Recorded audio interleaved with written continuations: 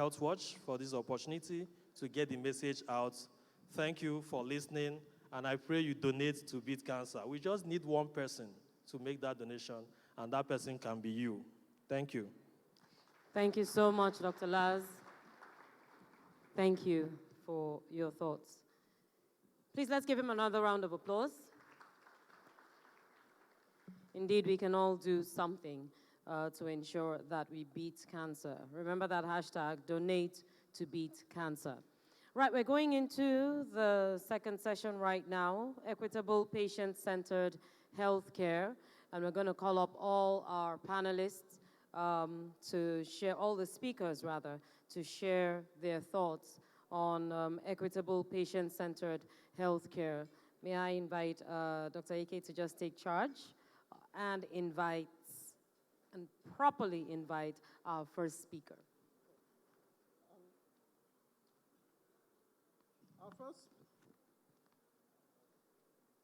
Our first speaker is Dr. Obi Peter Adigwe, who's the Director General for the National Institute for Pharmaceutical Research and Development, and he will be the first panelist in the Equitable Patient-Centered Healthcare session. So we look forward to hearing his insights. Please let's give him a round of applause. Thank you. Is the run. Next is Ms. Patience Dixon, who is the chairperson, Women with Disabilities Initiative. She's an accountant.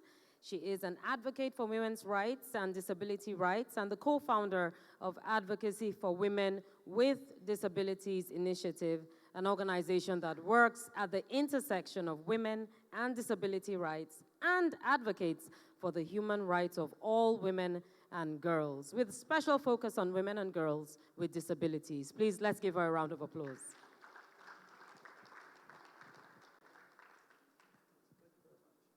And then I would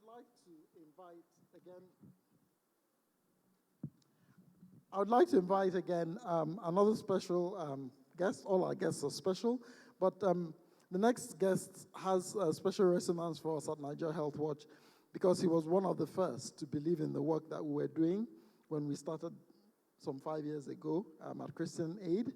And so it gives me great pleasure to invite someone we've been working with over the last 5 years, Mr. Charles Usie, Country Director, Christian Aid, UK.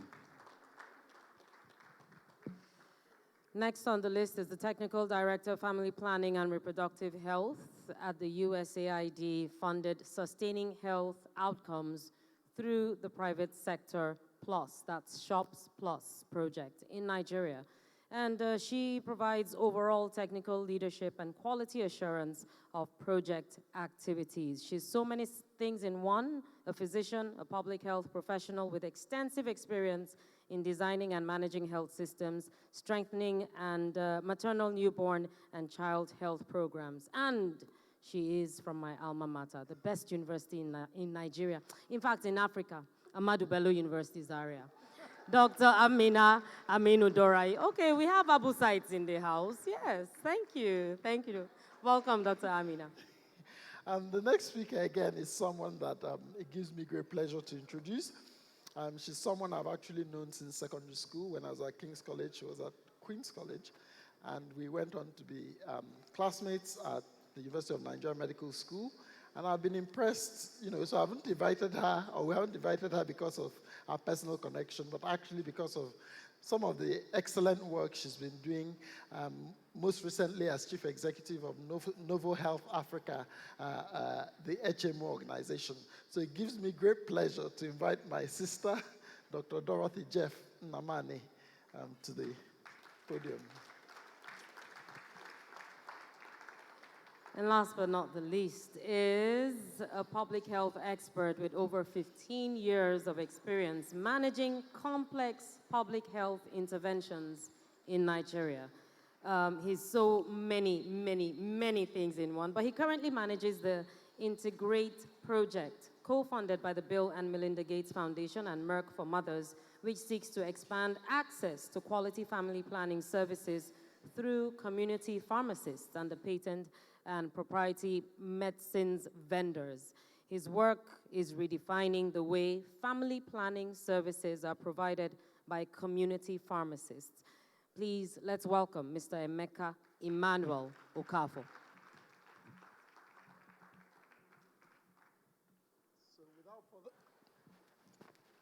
without further ado, I'll just ask our first speaker, Dr. Obi Adigwe of NIPRD, to start off with his initial thoughts. Thank you. I was worried I was going to struggle with the microphone as well, but thankfully mine's on.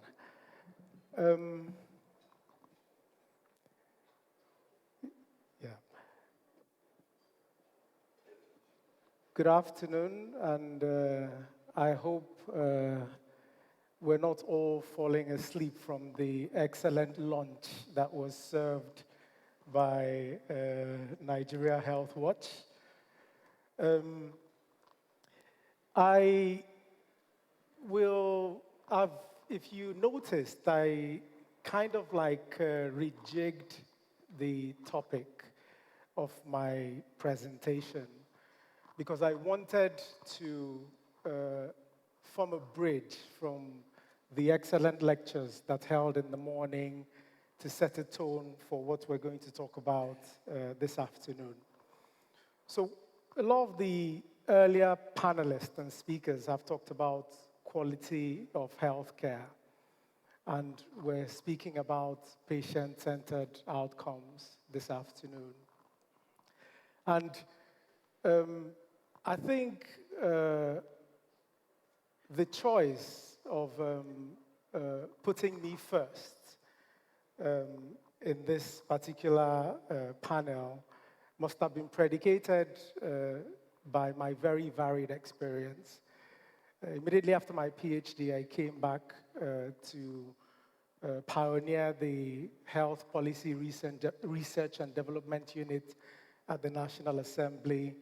And there, what we tried to do was to pioneer an evidence-based approach to policy making.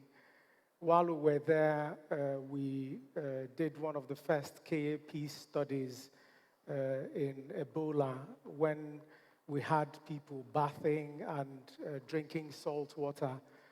And we felt that there wasn't enough being done in health communication, how people receive and process information in a health emergency. And that was very well received. And, you know, quality and evidence-based are twins, as I'm sure you'll all agree with me. From there, I moved on to the Pharmaceutical Manufacturers Group. The PMG-MAN for short is the umbrella body of 140 local manufacturers who produce medicines in Nigeria. And PMG-MAN, one of its claim to fame is that they worked with partners to ensure that 4 companies in Nigeria received WHO certification within a very short time. And if WHO certification doesn't talk about how good, you know, the quality of your process or your products are, then, you know, I don't know what will. From there, I moved on to NIPRD. And as you know, the National Institute for Pharmaceutical Research and Development has been there for just over 3 decades. It's one of the most well-resourced institutes of its kind in this region. We have close to 70 masters and PhDs, all working towards improving research and development in the pharma sector. And, you know, there's international evidence to suggest that we're on the right path. NIPRD was one of the first institutes to gain both the ISO 9001 and the ISO 17025. And those of you that know about quality know that ISO certifications are definitely credible evidence that you're doing world standard work. We're also the first want to sustainably transit from the earlier version of the ISO 17025 to the latest version. And so this short introduction I've given of myself and NIPRID hasn't been an exercise in narcissism. It's my belief that before you listen to someone, you need to know where they're coming from. You need to understand their ontology. You need to understand their epistemology. There are several statements I'll be making during my presentation that this introduction will help you understand, what direction I'm coming from. And so, where do I need to point this before it moves? Is it that way? Okay. I think it's yes. Aha. So I'm going to talk a bit about quality. We've all been listening to various perspectives of what quality is and what quality means to our setting. But I think we need to roll back,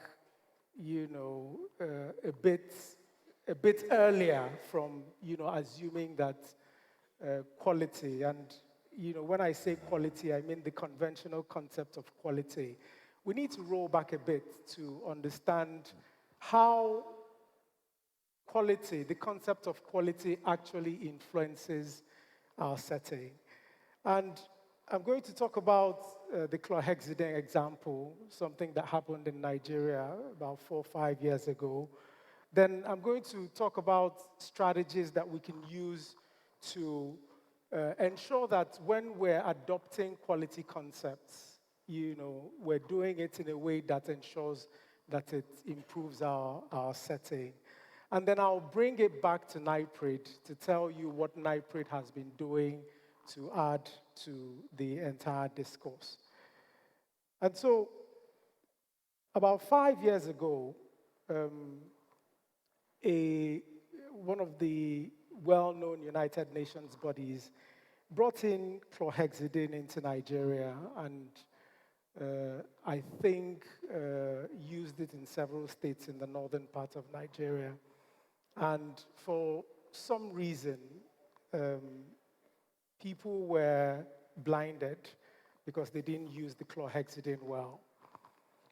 The chlorhexidine that was brought into Nigeria at that point in time, knowing the body that brought chlorhexidine in, would have been WHO pre-qualified, obviously.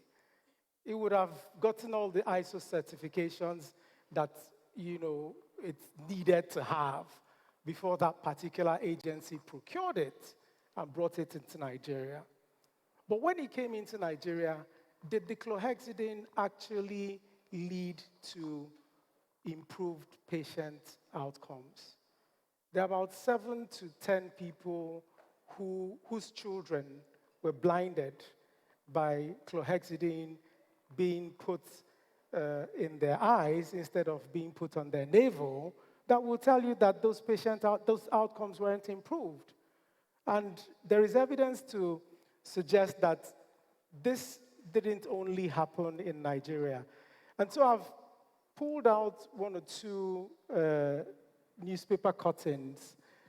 It's not very clear, but the one that has what you need to know about the Yobe eye drop story actually has the author of that particular article in the room. And the general consensus was that even though we were bringing in world standard chlorhexidine into Nigeria, our setting wasn't quite ready for how that particular product came into Nigeria. So that particular product was imported from an Asian country. And it came as a liquid instead of as gel. And there was the assumption that people who were going to use that particular product were literate. They would read the product information leaflet and know that it's meant to be put on the navel. rather than it's meant to be put in the eyes. But what a lot of people don't know, there's actually a backstory to this clohexidine issue, which maybe one or two people in the room may be privileged to be aware of, is that at the time this particular agency was bringing in clohexidine, there was already a Nigerian company manufacturing clohexidine. And the Nigerian company which was manufacturing clohexidine didn't have all those qualifications and certifications and laurels that the imported one had. But that company understood that they were practicing, that they were operating in an environment where people are not as literate as is assumed, and had pictorials. That company also understood that in Nigeria, if you're putting something in a small bottle, a 5 ml or 10 ml bottle, people will instinctively think it's an eye drop or an ear drop. And if it's liquid, then that validates what they're saying. But if it's a gel, then they will take a step backwards to say, oh, I've never seen an eye drop or an ear drop that comes as a gel. But because the conversation totally neglected contextualization of quality and standards in health, that company didn't get the order to supply, and the imported one came in. I think the WHO, there was a report that showed that this didn't just happen only in Nigeria. I think there are about 7 other countries, which share similar characteristics as Nigeria that this happened. And there are other stories like this.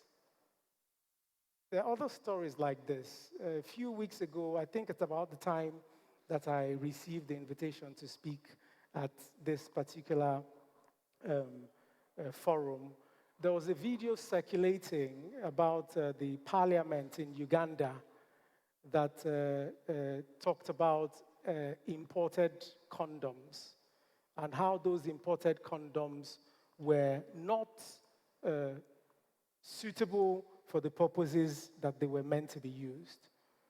And these are imported condoms which were brought in by development partners. They have all the certifications, but they were not manufactured in a setting where people know that there is a possibility that you may need to account for the size of Ugandan men compared to the size of the men who are in these countries where those condoms are manufactured.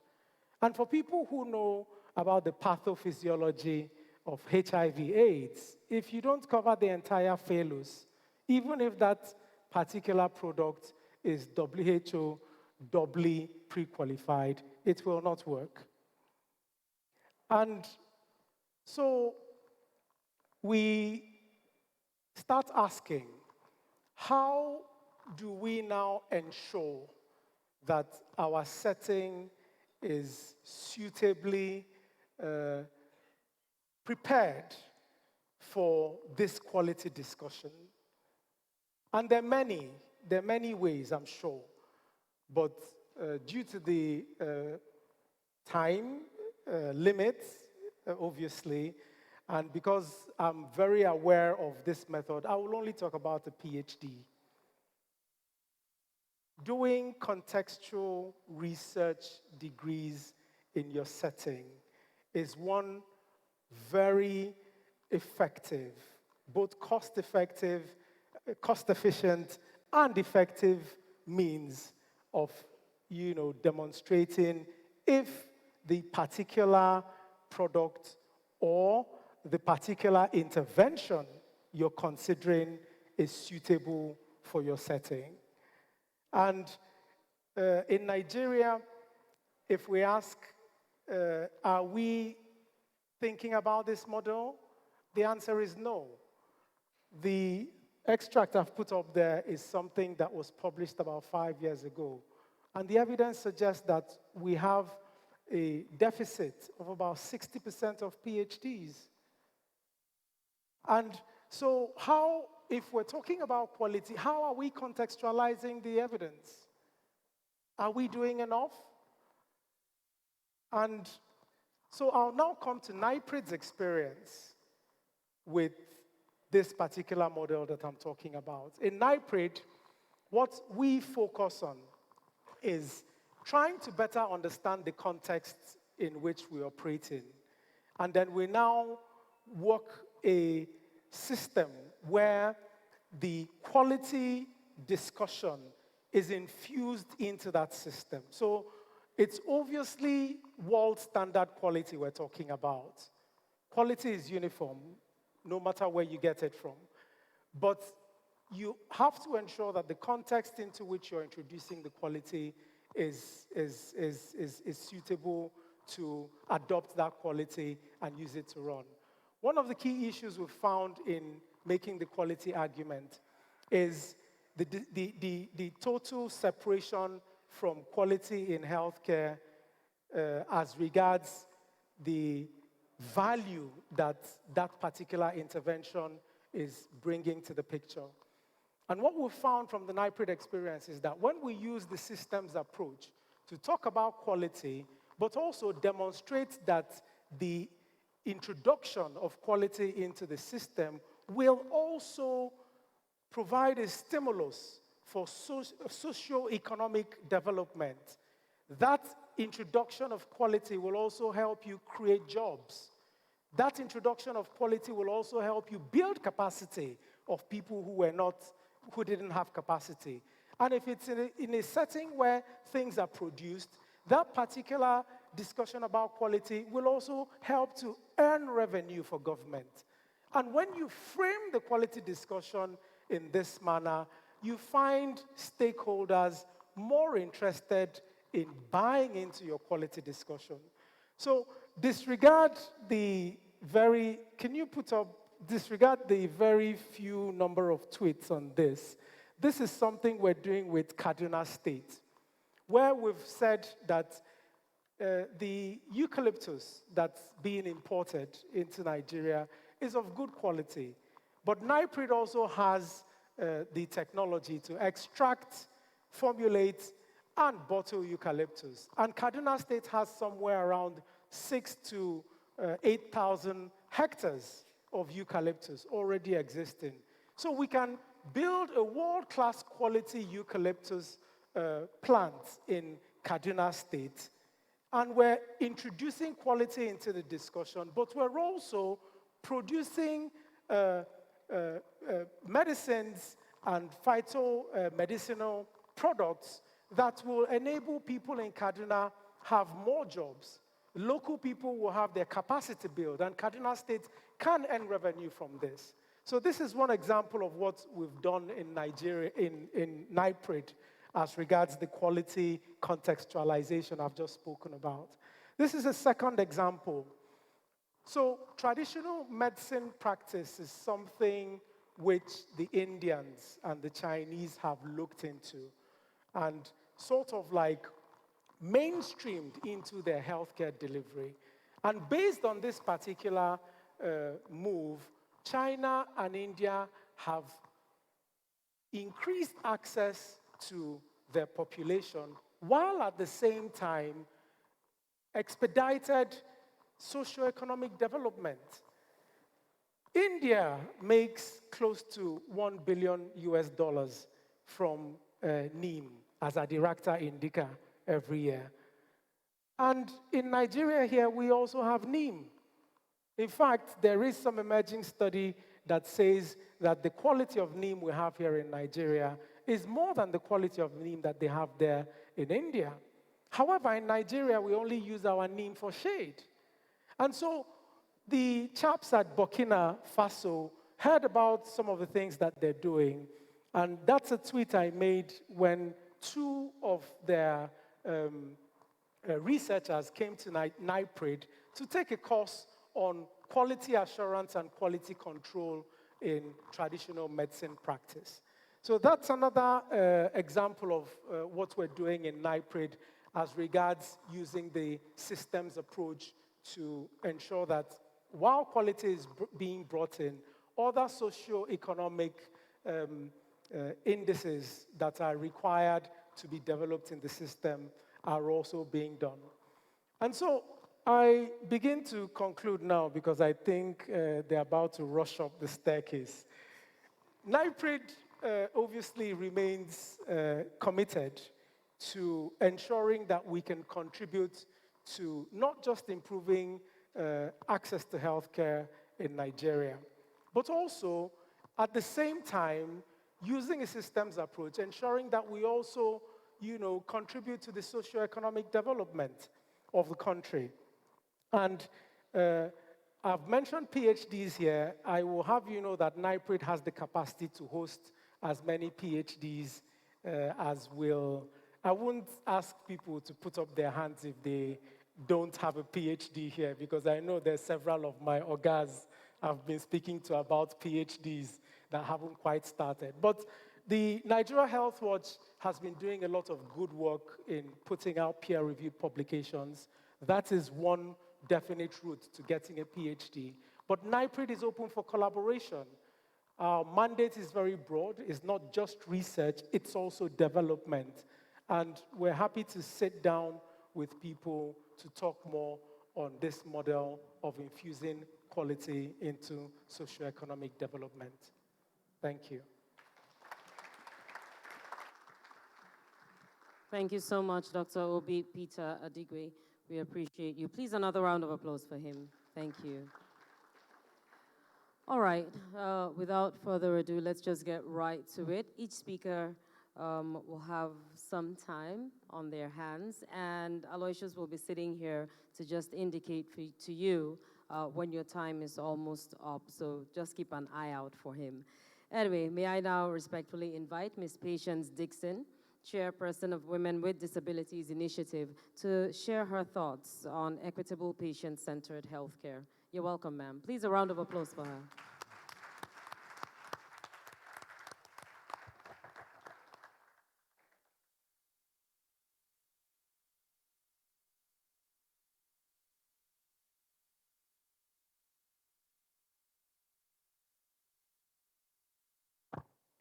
Thank you so much for having me. I just want to say this. In my few years of speaking, this is my first time I'm on the same stage with my colleagues, and I really appreciate Nigerian Health Watch for that. It's either I do my presentation down while others are here, or they bring all of us down. So this is my first time of coming here as a result of access.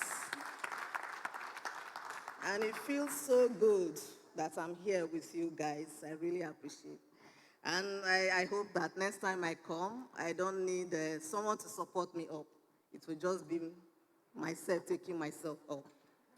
Thanks a lot for having me again. The Future of Health Watch Conference. I'm so happy that we are invited to be a part of this. It shows that the future is bright for persons with disabilities, because from now on, we will be included into the good things regarding the healthcare and services. I'm just here to share experiences about healthcare services for persons with disabilities. And I just want to plead with the IT people that just concentrate so much on my slide, because I want people to see these shared experiences instead of me be there all the time. Okay, I want to take us through the model that has shaped the way we think about persons with disability. And that is why I'm going to my first slide. We talked about the models of disability. Yeah, the first model I would like to talk about is the slide, please. Sorry. Yeah. Okay, charity or welfare model. This model view people with disability as a problem. They look at people with disability as a problem. They don't look at the person, they look at the disability. For example, people look at the wheelchair as the problem, not patients as patients, not me as a person, but my wheelchair is the problem. So they tend to look at the wheelchair as patients. And what this means is that people with disability are looked at as being weak and being helpless. They are helpless people. They are weak people. And so all they need is a token. We should give them a token. Welfare. And then there's this other model that is on medical model, and it sees persons with disability as a defect or a sickness. It said they are sick. They have something wrong with them. They are deformed. And because they are deformed, they need to be cured through medical interventions. And so they refer to people with disability as a body not ideal. There's this big boss that have people that are complete, that have people that are normal, that have people that are so beautiful because they are complete. And so they tend to look at this other little boss like people that are not complete. And unfortunately, that is where people with disability fall into.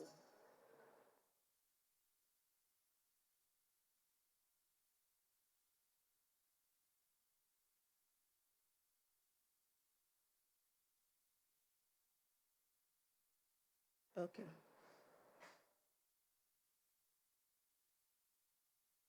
Sorry. Now, what is the effects of these negative models? People started building their mindsets, building their perception, building stereotypes against people with disabilities. So people with disability are subjected now to stereotypes on they are not normal, they are incomplete, they are not able. And so discrimination started to set in. And then a woman said in her story, growing up for me has been not too pleasant because wherever you go, people look at me as a different type of person. They tend to look at you and even your family as something must be wrong for them to have this kind of child. So I grew up with that mentality. Even my family labeled, stigmatized as a family that has an evil child. That is why family is being stigmatized and they are labeled. Because of this model, the charity model and the medical model that we just saw. Now let's look at it on the positive aspect now. The social model came into being after the United Nations came up with the UNCRPD. When so many people with disability and their organizations and development partners were in the United Nations to talk about this issue, and then they came up with a different model that tends to be positive. Instead of the problem being a person with disability, it is now seen as the environment. The ramp is a barrier. The sign language interpreter, if it's not there, it's a barrier. So it's as a result of the social construct. Not the person, not the person. But another model came, and that is the right-based model. To say that persons with disability are part of diversity, just like age, just like a woman and a man, is a part of diversity. We are just living differently. There's nothing wrong with persons with disability. And so, persons with disability have the right to be included into the system. without no form of discrimination. Now, what is the effect of this positive model? It's actually the barrier, not the person. Disability is the barrier, not the person. Because if I am able to come in here, I will be able to do what I want to do. But if I'm not able to come in here, I will not be able to do what I want to do. So it's not me as a person, but my wheelchair and access. And then discrimination, not access, reasonable accommodation, the interpreter, negative attitude. The barriers are due to social constructs and not the person. What are the challenges now when it comes to healthcare services? Non-accessible healthcare facilities are not accessible. If you go to so many hospitals, even the community, I remember when I was part of those that did a survey with the Federal Ministry of Health to check how accessible healthcare services are to persons with disability. When I was doing this survey, I had challenges of barrier. I was not able to survey because there were so many barriers. I would sit in front of the entrance, and they would be pointing to me. You see that one there? I was not able to go in. So barrier versus barrier gave me non-discrimination against me for even taking part in the survey. Disability, so many people do not know anything about disability, especially when it comes to the health sector. There are so many personnel, staff, that have no idea about disabilities. They don't know how to handle women, especially with disability. They don't know how to communicate with persons with disability. And they are not trained on handling persons with disability. Limited information. Then healthcare services, it's high, especially for persons with disability. Medical staff don't have the right training, and then communication barrier as well. Listen to this woman with spinal cord injury. You see, most hospitals are not accessible for people like me. Who sees wheelchair for mobility? The treatment of spinal cord injury is very expensive to maintain. So if our treatments and medical equipment are subsidized or free, it will enhance our health. Sadly, most of our government hospitals do not have necessary equipment, which sometimes results to untimely deaths or cause more damage to the health or physical well-being of women with disability. I just want to share with you a kind of research that we did.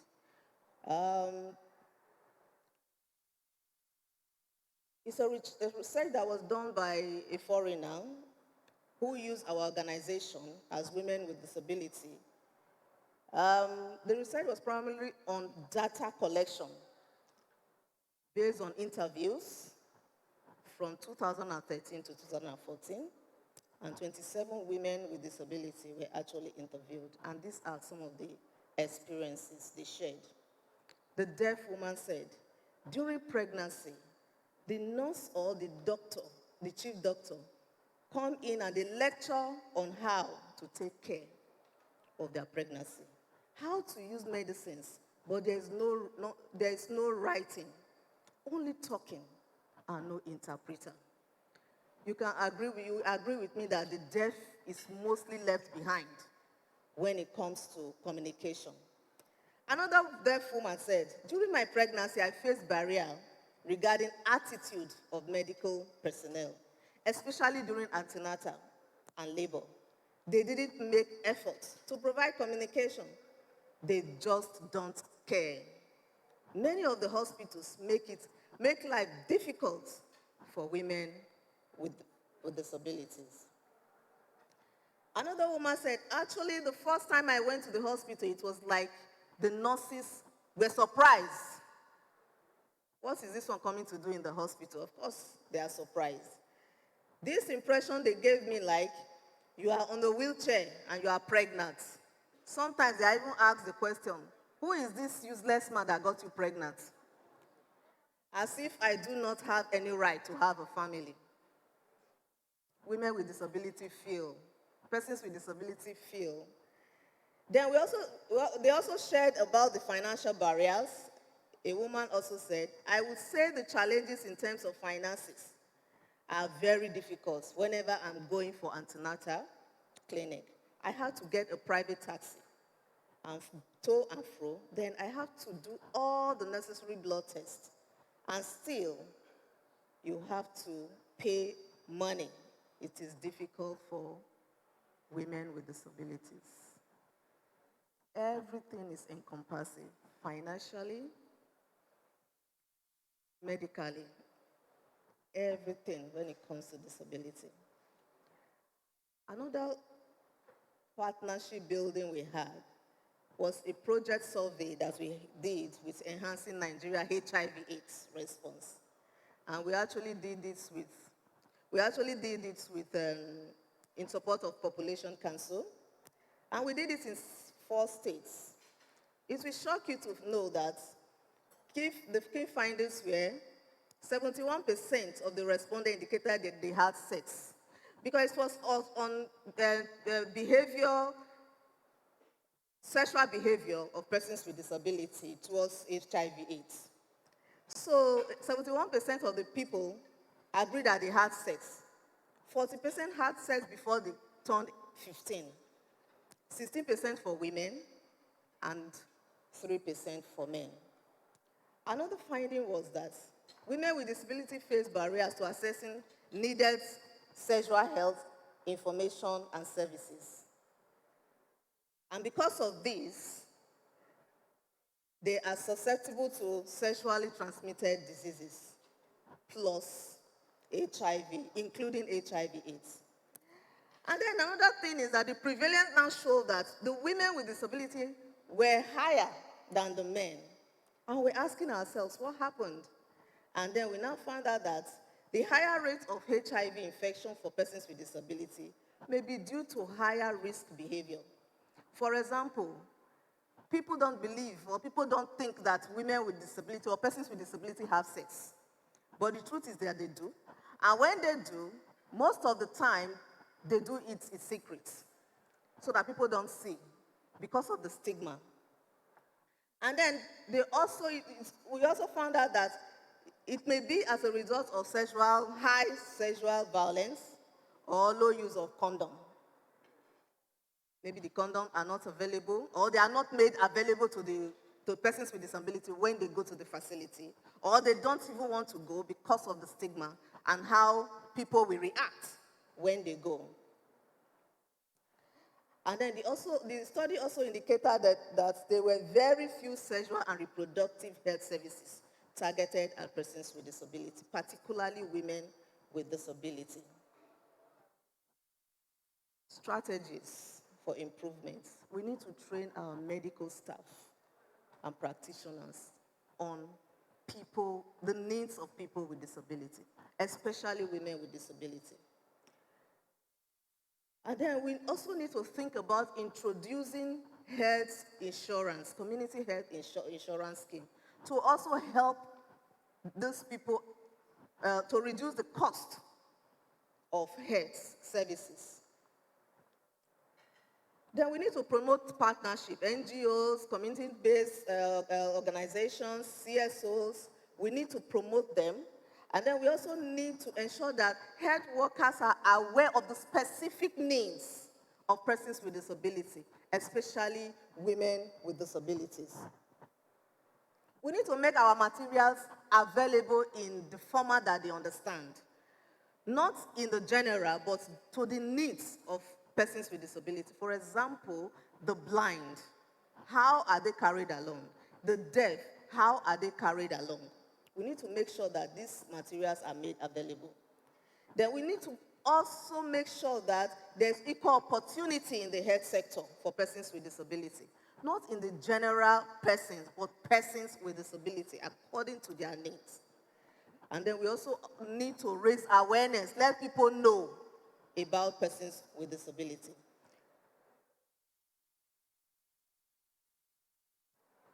Don't forget that we have the United Nations Convention on the Rights of Persons with Disability, Article 25, that talks about health, that says that states are required to recognize that persons with disability have a right to the enjoyment of highest attainable health care without discrimination. And the WHO said that health is state of well-being, physically, mentally, and otherwise. And when we talk about quality here, we are talking about health facilities, goods and services are being available and accessible in good quality to persons with disability, just like every other person, including safe and clean and potable water and personal hygiene as well. I just want to share about one or two experiences before I stop, and that is, let me go to the second one. Together Better, persons with disability can actually help you to achieve this goal. So it is always good to carry people with disability along.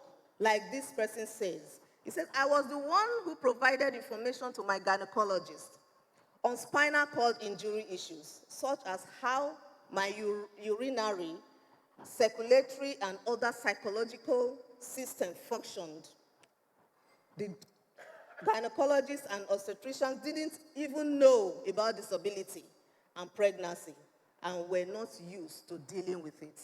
But she was able to provide that this is how to deal with me. If you help me this way, I will be able, you can even, I will touch your life and you can also touch my life. So together, we can help each other. In conclusion, therefore, I just want to say that disability is everybody's business. It has nothing to do with only persons with disability or their organizations. It is each and every one of us. And then it is also key that we mainstream disability into every aspect, policies, programs, activities. We need to carry them along. And key, handling of persons with disability, we need to train our staffs. They need to understand what it means for persons with disability to be a part of the system.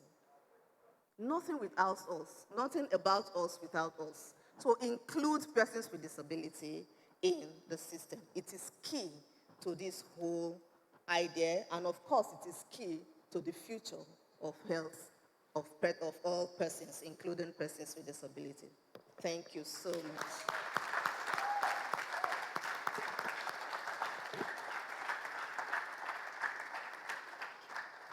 Thank you very much.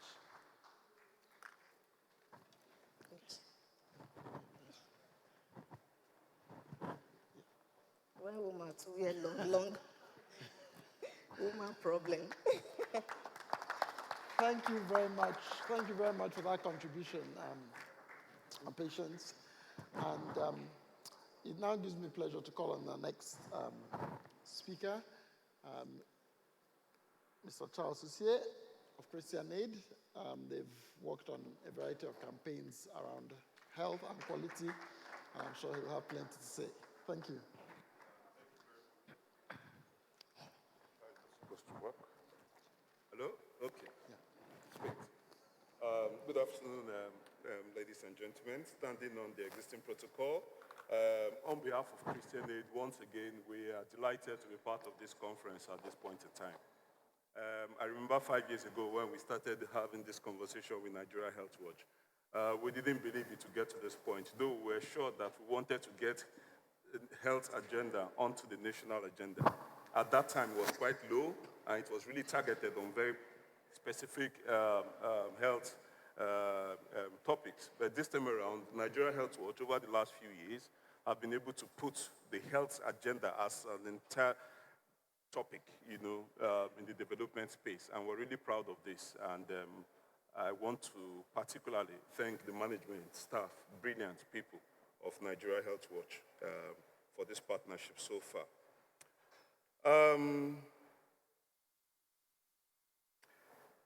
a pattern statement from the book written by Chinua Achebe in one of his last books, There Was a Country. One of his parting words was that he has just tried and attempted to give an account of his experience with the Nigerian Civil War and his story about Nigeria. And that was his experience, how he experienced it and what it meant for him. And he said, if anybody feels the story is not complete or inaccurate, you should write your own. And you should bring your own perspective on board. I think what I got from from that message is that for issues of this nature, we need to hear all the perspectives. We need to hear all the stories so that we get a complete picture. And that is what a conference like this affords us, to hear the different perspectives. And it's on that note I will be giving a very different perspective. Because if you have observed, I am, of course, by today, if I am going to force you people to make me a doctor, because I'm the only non-medical person who is speaking here today. So by virtue of my personal association and group association with medical doctors, today I will end up as a doctor. But the point is, I'm going to come with a different perspective, a different spice into this conversation. And what I'll be talking about will be our experience as Christian Aid, working in Nigeria since 2003. As one of the British international organizations supporting the Nigerian narrative, is to give a perspective from what it means to be on the other side, from the demand side, from the community side, from the poor side, and from the people who don't have a voice, from the people who live in communities, who are cut off from this kind of conversation. There are some people in communities who probably their child will die this evening. They will never have the opportunity of coming to a conference like this to hear all these very beautiful stories we're telling. They will never have the opportunity of actually interfacing with some of us who are experts in our field, and in those very good, brilliant, almost perfect-looking hospitals that have been projected here so far. What their experience is the far cry from this. And for some of those kind of people, for some of those communities who are cut off completely, I will try to give a perspective on their behalf. That is actually what constitutes our experience in Nigeria so far. So why is Christian Aid interested actually in this discussion? I'll tell you why, for several reasons. Very quickly with two stories. And the first story I want to talk about is my elder sister, who is a medical doctor, who is getting ready to, I'm already keeping my dancing shoes. Very soon she'll be announced an associate prof and all of that of medicine. She's the head of radiology in Delta State University, the department. She's actually leading the radiology department in the specialist hospital in Ogara in Delta State, because we are from Delta State. So it's a beautiful story, right? And a few months ago, she told me, Charles, it has happened. I said, why? He says, Charles, I have breast cancer. I said, you're joking. He said, no, I'm not joking. And for a moment, our family was thrown into that shock. What Suleiman Ogolesoyinka would call that climate of fear, of what to expect. Now, this is a woman who has all the expertise, the knowledge, the academic proficiency and all of that. And, but at that moment, we were gripped with fear. Now, we've gone through the treatment. I'm happy to announce that she has completed her final radiotherapy session. She's a survivor, and we're glad that we are still here talking about it. It was quite coincidental that Lars and his team are also here to talk about it. But why am I starting my discussion with this story? It is because we will be considered, maybe an average family in Nigeria. She will be considered almost at the higher level, a medical doctor of many years, head of a department in a big hospital from an oil-producing state in Delta State. However, she is here in Abuja doing her radiotherapy. Why? Because Delta State does not have a place to treat her. There's no center in Delta State to run a radiotherapy course for her. And as at when we were choosing where she will go to, she had only 3 options in Nigeria: Abuja, Lagos, or Ibadan. What this brought to my knowledge was, so this is my sister. I'm a country director, she's the head of department, and we are struggling for where to go to do radiotherapy.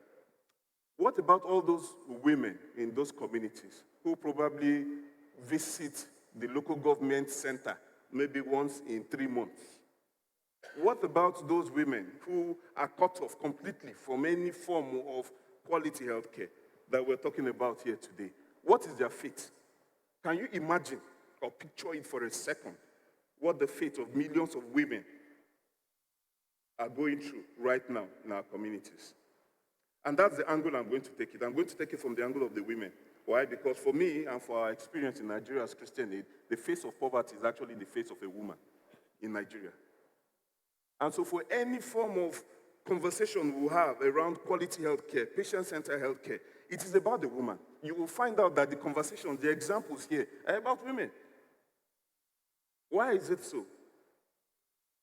I'll give you another example. In Benue State, one of my team members are here, and they work very closely with some of the people in Benue State where we work.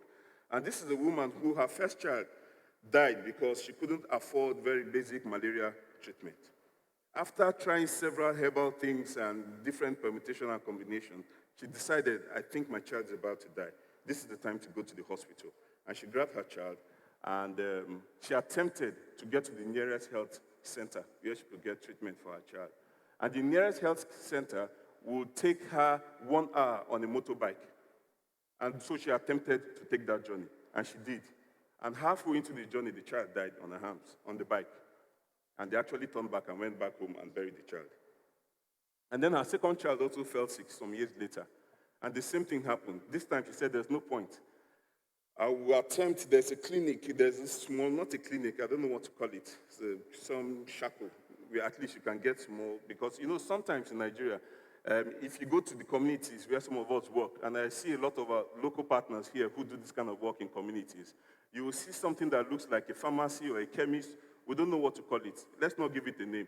Because when you get inside, you even be more confused. Because on one side, you see medicines and drugs. On one side, you see bread and samosa, not samosa, meat pie. And then some have even gone further. On the other part of the thing called the chemist or medicine store, you even see star. And yeah, that's the reality. Yeah. How many of you have seen that before? Many. Okay. So she said, let her go there. Maybe this time our child will get relief. So she carried this sick child and was going. But the distance from there is like several minutes walk, but she has to go through a river to get to that place. She was actually in the middle of the river when the child died in her arms, and she came back with a dead child. Now, the experience I'm giving you is not some woman who is in some. The village I'm talking about is just about an hour, thereabout, 2 hours to the city center, in Benue State. So when we talk about equitable patient-centered care today, I want to bring a different perspective, that it is just more than a medical issue. One of the speakers in the morning talked about the social determinants of health. And for us in Christian Aid, that's where we have tried to build our expertise and to look at the other things that actually dispose people to poor health and the services that come with it. And so this time we're talking about issues, very basic issues around infrastructure, very basic issues around access, and that becomes for us the basis for why Christian Aid will get involved in this. Because why? Why do we need to get involved? If it has become this sort of issues around very basic issues. And so for us in Christian Aid, there are 4 things that actually has made us get into this space. Reason why we're working with people like the Nigeria Health Watch. One of it is around dignity. We believe very strongly, we are persuaded that everyone should be treated with respect and honor. And this has to do with even healthcare. And that's the basis for the conversation today. It's about dignity. And because what we have seen in the field so far in communities are services that does not dignify, especially women who come with children, who come for themselves, who come, like our sister here has talked about, being questioned, why she gets pregnant, being questioned for why you even fall sick, being questioned for why you don't even have money to pay for your children. We believe that people should have that sense, that level of dignity. We also believe in equality. We believe that everyone, irrespective of their sex, their tribe, social economic status, and religion, should have equal opportunities. And when we talk about equal opportunities, I'm talking here about my sister who is a medical doctor, struggling with cancer. The same kind of services she enjoys should be given to a poor woman in that local community who sells bread by the roadside. She should have the same kind of service that my sister enjoys. Unfortunately, it's not happening because even where my sister is taking her treatment in the national hospital, our national hospital as Nigerians, there are people who come very early in the morning to get a space. They stay there from about 6 a.m. because they come to, in Nigeria, we know how to catch line. How many of you have caught line before for anything? We catch line for everything. We catch line to fetch water, we catch line to get flights, we catch line to... So they go to the hospital to catch line to get treated after paying. And some of them come as early as 6 a.m. And by 6 p.m., they still have not gotten a chance. And they are told, come back tomorrow. Let me tell you what it means to say, come back tomorrow. That statement, come back tomorrow, let me tell you the implication of it. I live in Abuja, so it's very easy for my sister to come to Abuja and get her treatment because she will live in my house, right? Majority of the people have traveled from all parts of the Nigeria to come to get that treatment. And so most of them are actually squatting in very terrible conditions. Most of them are actually paying, money either for hotels, cheap hotels, whatever. So when you say come back tomorrow, the economic cost of coming back tomorrow is more than just a time issue. It's a lot. It weighs on their mental state. My sister was talking to one of them the other day, and she said she had been coming here for 2 days. She still has not gotten a chance to do her treatment. And you can imagine how people, and then of course the center works only from Mondays to Friday. Saturday and Sunday they are on holidays. They come back on Monday. How much more can they do? I'll come to that much later. But we're talking about equality. Everybody should have equal, access. And then justice. We believe that everyone deserves to be treated fairly. This is quite straightforward. Treated fairly. And I'll talk about treating people fairly. Because then again, I'm not just speaking to the health worker who comes to work by 8 a.m., for instance, and has to deal with 200 people at a go because everybody's scrambling, they've taken line. I'm not just talking about her. I'm talking about justice, that the people who are supposed to allocate resources should do that, should allocate these resources. The people who are now supposed to procure medicines, procure equipment, should do that. All of that forms, the basis for justice, which links into the kind of services we give in health centers. And then finally, for Christian, it's about love.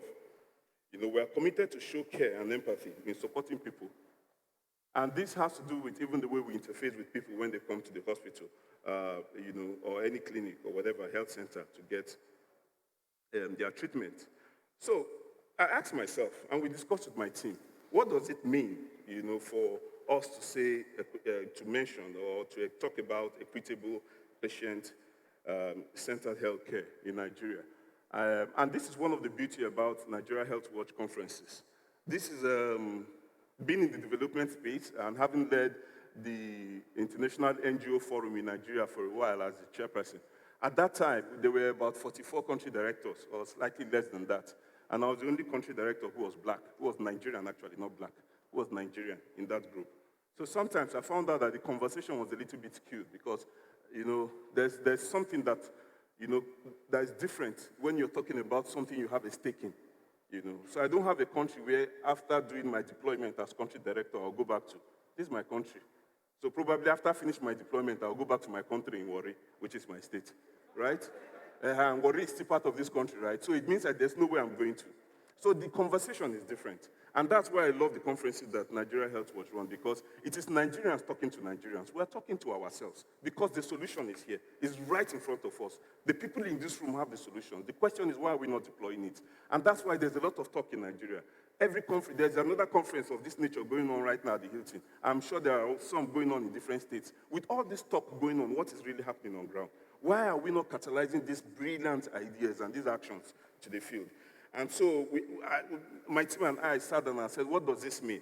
And we checked several resources and experts like you. I'm sure we consulted some of your papers for some of you sitting here.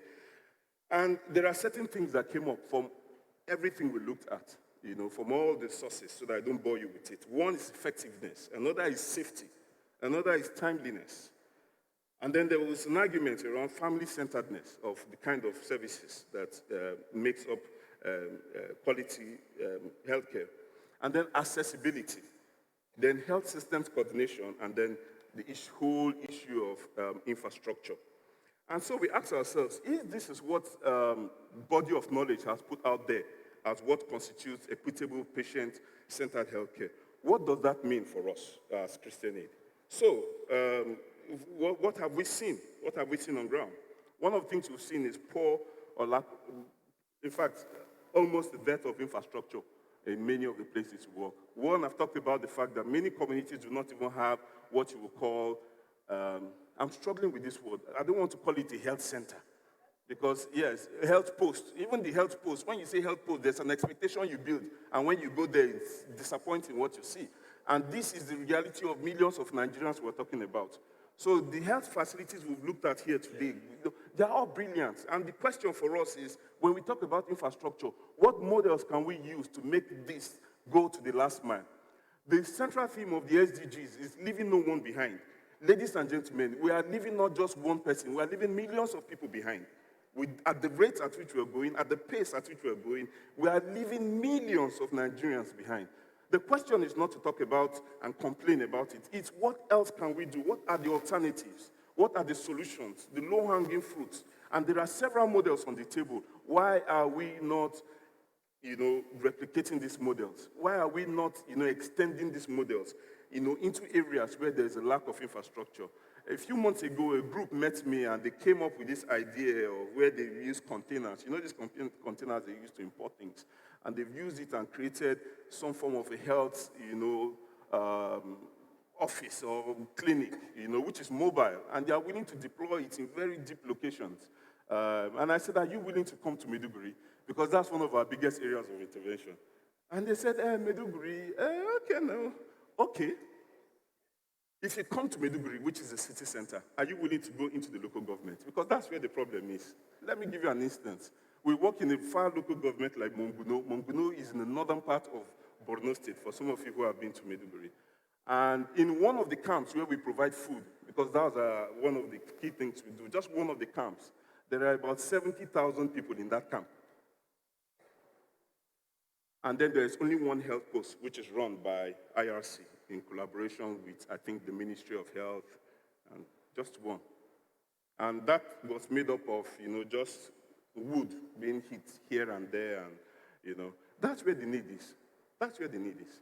For whatever we're going to do in Maiduguri, we will only be scratching the surface. The need is out there, in those locations, in those places where you have thousands of people who are caught up by conflicts. That is where, and I asked them, are you willing to go there? And they really wanted to do that.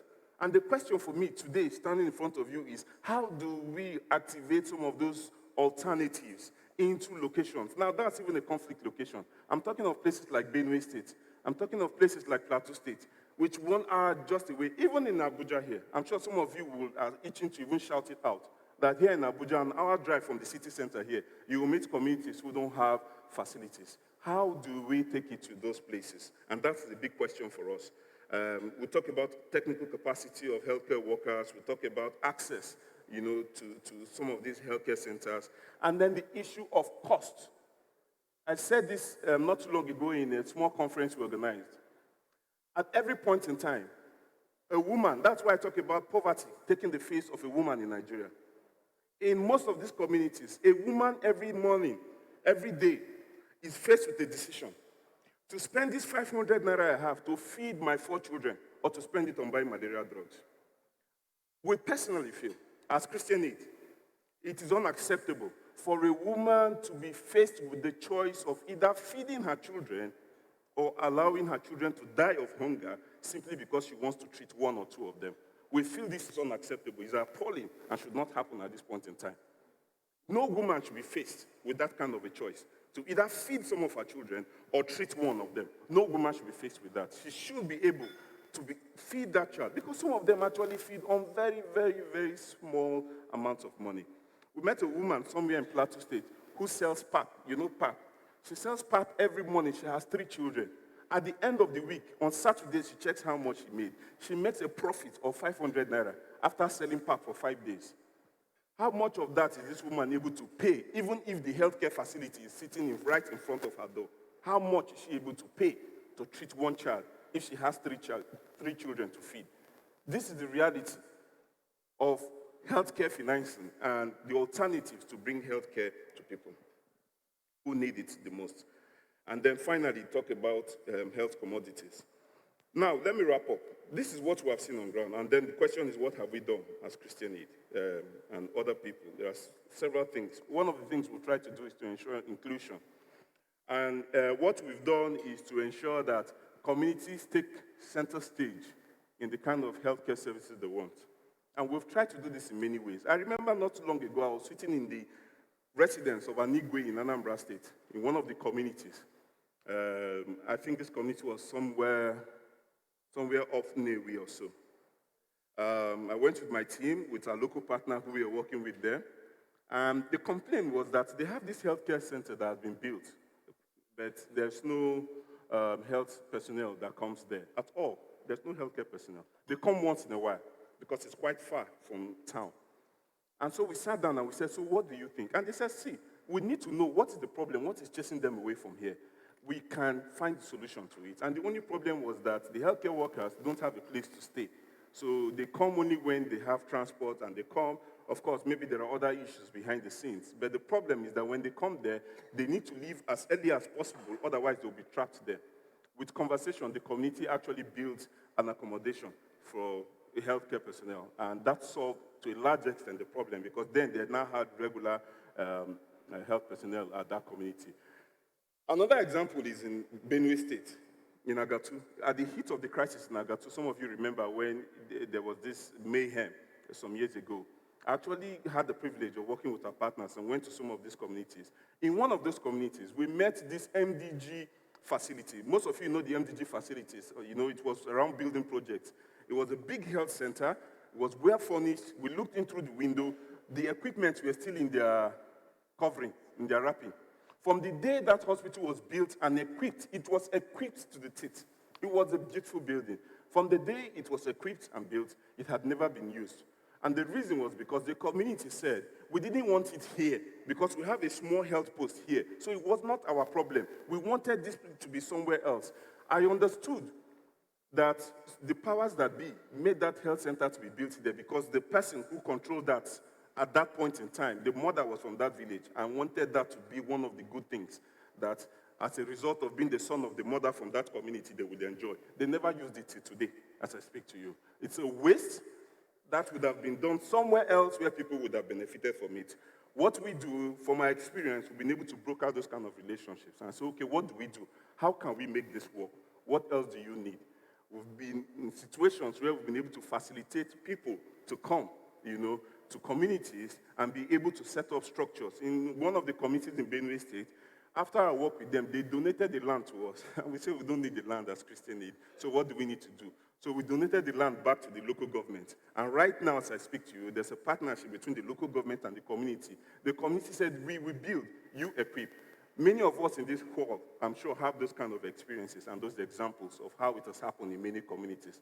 The question is, why are we not doing more of it? So there's too much talk. There's a lot of talk. There's a lot of expert talk. There's a lot of information on the table. We're not doing enough. The action is slow on ground. People are dying.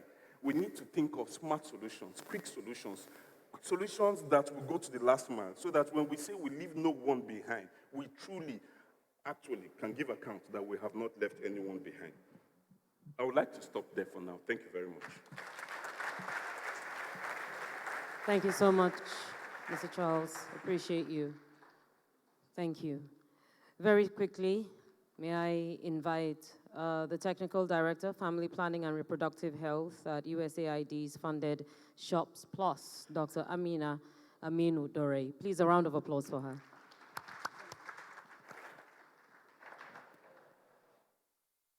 Hi. Okay. Wow, good afternoon. I know today has been a very full day. We have had so many experiences, and I just feel as if my talk is actually a continuation of Mr. Osi's discussion, honestly, because I'm going to share a bit about our experiences in the grassroots and what we have tried to do to address health services, especially equitable services, down at the community level. I must say that in my few years of experience, I've been opportune to really work more in the grassroots. Of course, I live in Abuja, but I have worked more in health facilities and visited, I think, over 2,000 now health facilities in the grassroots. I'm from Kano State, and this work has taken me around all the 44 local governments of Kano State. Some of them I never knew that people like that exist. To be honest, that is what gives me the passion to do what I do, because of what I see. And every time I go to the field, I feel that this country is a country that people say has a tale of two cities. In this hall, we just can't understand it. It's only when we get down to the grassroots, and many of us luckily have been there and have walked there and have come back and are sharing what we do. So without much of this kind of emotional discussion, I'd like to first of all talk to you about what SHOPS Plus is, because I've heard so many people say, what is SHOPS, and why Plus? So SHOPS Plus is sustaining health outcomes through the private sector, Plus because this is really a continuation of, or a follow-on to a previous project, which is SHOPS, strengthening health outcomes through the private sector. It's a USAID-funded project, and I'm happy to say that we have our USAID colleagues here with us that have really given us all the support we need to do what we do. So, quality.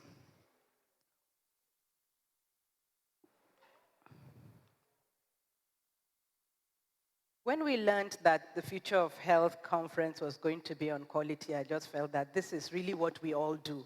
And I think all of us in this room work in one aspect of quality or the other, and I've really learned a lot throughout my stay since morning, from the highbrow facilities to the not so friendly-looking areas to Dr. Odubi. I think your presentation really touched my heart. I didn't want to sound gender biased, but I was like, oh my God, I don't know why some of us, my type of people, do what they do, and they do it very well. So thank you, ma'am. I really appreciate what you do. So for SHOPS Plus, really we recognize that at the community level, that's why I said it's a continuation of Mr. Usi's discussion, the gaps are so huge. We can't even start really kind of believing what we see in those kind of communities. So we have two projects, and I'll start with the first approach, which is the SHOPS Plus activity that works in strengthening family planning services. And the goal of that SHOPS Plus family planning program is actually to improve access to family planning or quality family planning in 4 states, FCT, Plateau, Akwa Ibom, and Oyo State. And when you talked about Plateau and FCT and the fact that just going 1 hour away from FCT within the Abuja, you will really understand that it is just a different Abuja. I don't know how we have done that. But to be honest, we, in our program, especially in the family planning program, we realized that health workers, especially in the rural areas, are one of the most important human resources or for the health system, and the most important resource too for the health system. And if they do not have the required knowledge or skills or motivation or even attitude to deliver the best services that they can deliver, then we're sure that we are leaving a lot of our population behind. And what we see is that at that level, most of these health workers either are community health extension workers, you hardly find doctors, and even sometimes midwives in those communities, in those facilities. So we realized that what best than to work with the Federal Ministry of Health to implement the task shifting, task sharing policy in improving access to quality family planning services. So what we did was first to really try to build skills of providers in family planning, since that is the area that we support. But we realized that the skills were not only the issue, it was actually more of the attitude. Of course, some of these CHUs had never ever seen any other family planning service delivery method apart from probably a condom or a pill. So you see where the problem lies. And we're talking about giving them wide access, giving our women and the community wide access to different methods of family planning. So it was a Herculean task to really ensure that both the technical content was really enhanced, but also to really put attention to the underlying factors of the gender dynamics and the attitudes of providers. So we enhanced the national curriculum with some of these exercises and some of these sessions.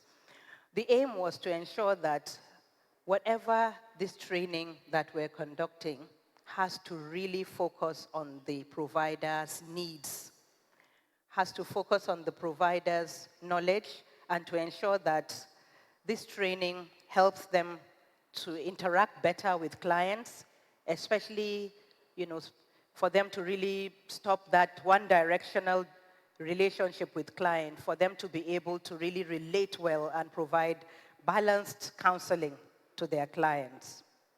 So really, we wanted to put the providers at the center and put ourselves in their shoes. But we also wanted to ensure that all what they do is to deliver patient-centered or client-centered care. So I just wanted to share a few stories of some of our providers. I'm sure you would not be able to see this picture well, but this is Helen. Helen is a community health extension worker in Plateau, and she actually works in one of the rural facilities. Interestingly, in her facility, even access to mobile network service is a challenge. She does not see anyone come to her facility to support her, to pride, especially, every quarter, ideally, there's supposed to be supportive supervision visits by ministries and agencies to go and see what providers are doing and to support them to actually do better, provide feedback and all. But the reality is that this doesn't happen always. So most of these providers that we work with have never seen anyone come to their facility to support them, to encourage them, and to motivate them to do better. So, but Helen came to one of our trainings as a community health extension worker. And one of the first things she wanted to do was to leave the training because she just felt that this was too highfalutin for her. But when she started, she realized that, well, maybe she could have an opportunity and a chance. And the trainer, so as part of our trainings, we actually build or strengthen relationships between these trainers and providers. So one of the trainers that was actually part of the training recognized that Helen had these issues, she wasn't confident. And when he started talking to her, she just, informed him that she will just go and provide the services that she can deliver. But with the support that Helen needed, with the motivation, the trainer realized that she could do it. And actually, he supported her. He conducted post-training follow-up visits to those, to her facility. And the interesting thing is that sometimes Helen goes under this tree, where it's the only site where she can receive network to call the trainer and to discuss with him happily that, oh, I've been able to insert an IUD today, and I've been able to do an implant insertion. So I think that communication also between us and maybe higher level providers and those that are in the communities is really critical. They need the support. They need us to motivate them. This is Rebecca. As I said, in addition to the clinical or technical skills, we seriously consider the biases and the attitudes that providers have as one of the issues that affect the implementation of quality health services in this country. So Rebecca, after her training, realized that she had a lot of biases in especially family planning, ensuring that either young women or women that were unmarried. In fact, Rebecca told us that if you did not have 3 to 4 children, she doesn't think that you should come for family planning. So that was how she felt, when she came. But currently, she changed her attitude and realized that the quality of care she delivers is actually very much related to the values and the beliefs that she has that affect the services that she provides. So we actually helped her to identify those biases and understand that she should not, as a matter of rights, ensure she should not allow those biases to affect the services that she provides. One of the other things that we did, because as I said earlier, these health providers need continuous mentoring and support because what they face at the grassroots, we would only imagine.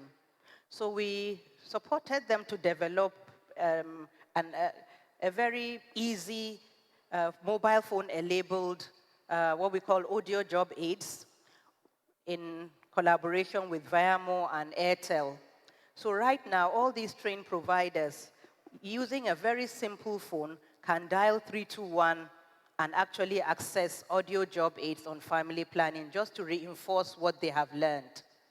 And you don't have to have data to do that because we know that there's very hardly any data access in those areas. And in addition to every week, whichever phone you have, no matter how simple, we have developed a mobile curriculum. And every week we call them, with an automated messages. They are IVRs, that is interactive voice messages, which calls them to just give them a 2-minute curriculum on family planning, just to remind them on some of the things that they have been trained on. So really, we have to find very innovative ways to reaching these providers at the grassroots and at the community level so that they will continue to be part of the whole system of improving quality. And we'll be happy to really share that so far, especially in our 2 states, this is one of the first results that we achieved. In the 2 states of FCT and Plateau, we were able to train over 450 CHUs. And these CHUs have actually been very instrumental in improving access to family planning services. And now we have seen that more than 48,000 new users have accessed modern family planning methods in the 2 states. You can see where we started. You can see where we started in May 2018. And within a year, there has been a high access to family planning services. So now going to the next activity. In Lagos and Kano, the Shops Plus project works in improving TB outcomes, that is supporting the National TB program to really ensure that patients that are found to have presumptive cases probably of TB move from testing down to treatment and for us to ensure that they are on their pathway. But we noticed that, especially in Lagos and Kano, the private sector delivered most of the care in Lagos and Kano, especially for such kind of cases. And when I say the private sector, I mean different cadres of private sector, from patent medicine vendors to community pharmacists, to the labs themselves, and also to clinics. So it is a very complex system because most of the clients just first of all probably go to a chemist when they're coughing. So as a private sector focused organization or activity, especially for our TB activity, we recognize this role of the multiple cadres of this private facility. And we felt that if any TB program is going to succeed, they needed to fully incorporate these providers. And probably because in Nigeria, we don't incorporate them well, that is why it's only 1/4 out of the estimated 400,000 cases of TB that occur in Nigeria are actually identified. So there's a lot of missed opportunity in that area. So we actually focused on a patient pathway, looking at the patient rather than the provider. So if a patient comes, where will they be tested? Where will they be screened? Where will they receive their results? And where will they get treatment? So we developed a network of providers that will help them to target really on the patient. So this is actually more of patient-centered and not the facility-centered. So if a patient now comes to a clinic or a PPMV and it's identified that that patient is probably a presumptive case, they will take that sputum there and then and then they will be responsible for moving that, moving the sputum actually to the lab and bringing it back, and then communicating with the patient that this is what the results is all about, so that we reduce that challenges of the patient themselves moving up and down. And we have heard that with this movement, we usually lose cases to follow up. So what did we do? Because these are private providers, we realized that we could actually make work easy for them. And paper-based reporting was a huge challenge because they already have too much on their plates. So focusing on this patient pathway, we actually developed an app. That's the TB Star. We called it TB Star, and TB Star is TB screening. So TB screening and tracking for accelerated referrals and reporting. So with this app, it's easy for them to download it on their phones. So this is really not for very, very rural facilities, of course, as you can see. So when they download it on their phone, the moment a patient's come in, they are able to register the patient and kind of put in the data, and then wherever the patient goes to, this data is already uploaded. And the labs themselves are also able to upload the data or the results if the results are ready, and then the provider that included this patient or registered the patient is also able to check up the results of the patient and then also communicate with the patient. So the most important thing is having this TB Star app, and as I said, there's a network. So we have a network of providers, and this network, some of them are in the network, but then we know that there are also independent providers. So for independent providers, there's an app for them also, the same TB Star, that is for anybody. And I must say that in our booth, in the Shops Plus booth out there, we have our team ready and able to really help you to download this app so that you will have real-time experience on using this app.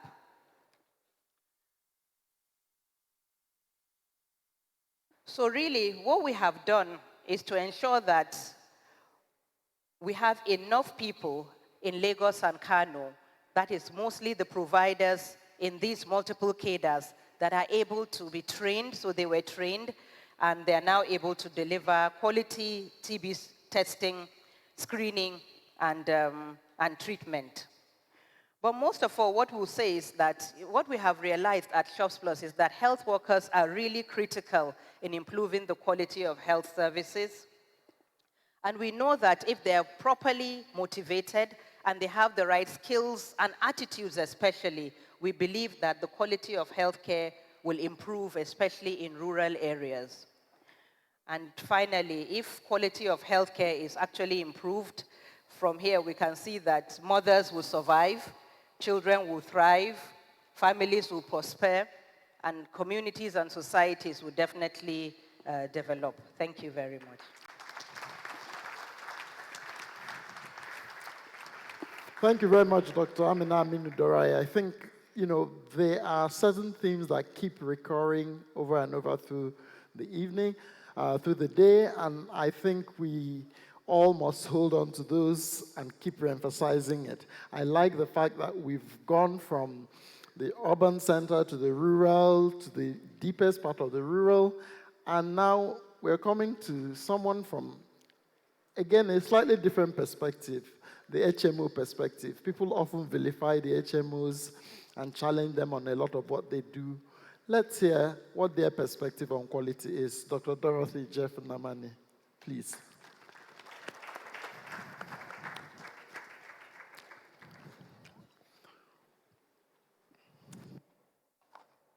Thank you. That I've learned a lot today. I mean, it's an understatement. And I'll just be talking from our own industry perspective. And I see where we all, kind of actually shake hands. You're going to be hearing me call providers. I'm going to be talking about patients, which is all of us in this room. And I'm also going to be hearing me talk a lot about HMOs, because that's in the industry that I practice. So for many people, the idea of quality of care is defined by what goes on in the doctor's office, or at most, what happens in the physical four walls of a hospital. But what's of even so is that at the point they're beginning to focus on quality, a lot may have happened. There might be a medical emergency or a crisis, and maybe they might have been exposed, to irreversible harm. But quality, like we've been hearing since the conference started, is about equity in healthcare. It's about safety, timeliness, effectiveness, efficiency, and for me, most importantly, it is about patient-centeredness. So these are the 6 dimensions of quality as identified by the Institute of Medicine in their landmark report, Crossing the Quality Chasm. In our society, it is common to hear people benchmark quality with size of a health facility or how beautiful the health facility is. But my answer to them, whenever they tell me that, when people are looking for facilities to use, as somebody who works in HM, and I tell them, I said, if that was the case, why are developed countries still interested in quality improvement? Because you have massive hospitals, you have some that are as big as skyscrapers. Then secondly, I commonly hear people what I refer to as our record is there syndrome. I want to use this hospital because my record is there. My father has been using it. That's where my wife gave birth. That is where we go when we're sick. So you have one facility, one doctor treating everything from what they understand and the one they do not understand, and we think is okay. It's because patients are not carried along when they're being treated. So somehow, they are so dependent on the facilities. They don't even realize that their health record is their personal property. It belongs to them. It does not belong to a hospital. So this is what we see. But let me even pause for a while and ask you, for the people in this room, how many of us have had experiences, with our loved ones or friends that we felt that some medical error may have occurred, or we weren't really, happy about the health outcome, the medical outcome? How many people here? Please raise up your hands. And these are people who actually have a certain level of understanding in healthcare. So we can imagine what is going on out there with unsuspecting patients. I had a personal experience in 2017 when my son, during inter-house sports, fell and I broke a leg. And I was called by the school to come pick him up because he basically could not get up. So I drove to the school, picked him up that night, and we got into Lagos like about 10 o'clock, and I headed straight. Of course, as I was going there, I was calling my colleagues to find me somewhere where I can see an orthopedic doctor. So I headed straight to the hospital. And I got there, and there was no doctor there. I only met 2 staff, and I asked where the doctor was. They said the doctor is coming. I waited there about almost an hour, about 40 minutes. Nothing was done. I was just sitting there with my child. When the doctor came, finally, there was an interesting part. Before the doctor came, they had prepared a room for us. And they told me that we could go into the room. I never even disclosed I'm a doctor whenever I go to hospitals because I want to have an experience. So he said they prepared the room for me. I said it was okay, but nobody has seen us, so how do we know we're going in for admission? So anyway, the doctor came, splint in place, they stabilized my son, and he actually told us what the problem was, and we're going to have a surgery. And it was better that this surgery is done within 48 hours to ensure that there are no complications. So I agreed. And I asked the question. I said, okay, so where is the surgery going to be done? He said, here. I said, okay, can I see the theater? He said, oh, the theater is locked. I said, okay, so who is in your surgical team? So he said, well, they have nurses that come in. I said, yes, but if you've been operating here, at least you should have some information about the surgical team. So I couldn't get that too. Long story short, I took my son home. I engaged him. We had agreed that maybe we'll go to another facility. I was also calling the teaching hospitals to see if if we were to do the surgery there, if we could get a bed space. You know the reality in this country. So after all, he couldn't provide me with the information I needed. So I started making calls to the extent that I called my colleagues outside this country. Is that not ridiculous? I had to call them to find out where we could do this. This is a simple surgery. It wasn't even something very, it wasn't a crisis. So later I got introduced to a doctor who apparently is in Enugu. I called him, asked the same questions, and you'll be surprised. I'd really like to show you what transpired. I asked him for his theater. I hadn't seen him physically. He sent this by WhatsApp. I asked him all the other questions. These are my text messages with him. So I really like you to pay attention to the last bit where he said, I am happy you have asked all these questions, as few parents do. Are you medical or PhD? Because he answered all my questions. He knew it was right. He knew that the outcome for that patient-centeredness is one of the considerations for quality and good health outcome. So long story short, my son is well, thank God. He's carrying on with his sporting activities. But I am the founder and CEO of a HMO called Novo Health Africa, and I do get involved with cases like this, sometimes worse, on a daily basis. As a HMO, we are involved at different phases along the continuum of care while attending to our enrollees, and we constantly have to deal with issues, whether at the local provider level or at an organizational-wide level, or a full-blown systemic issue, consequent of the inefficiencies of our health system. So issues of quality can occur at any step in the entire patient's journey.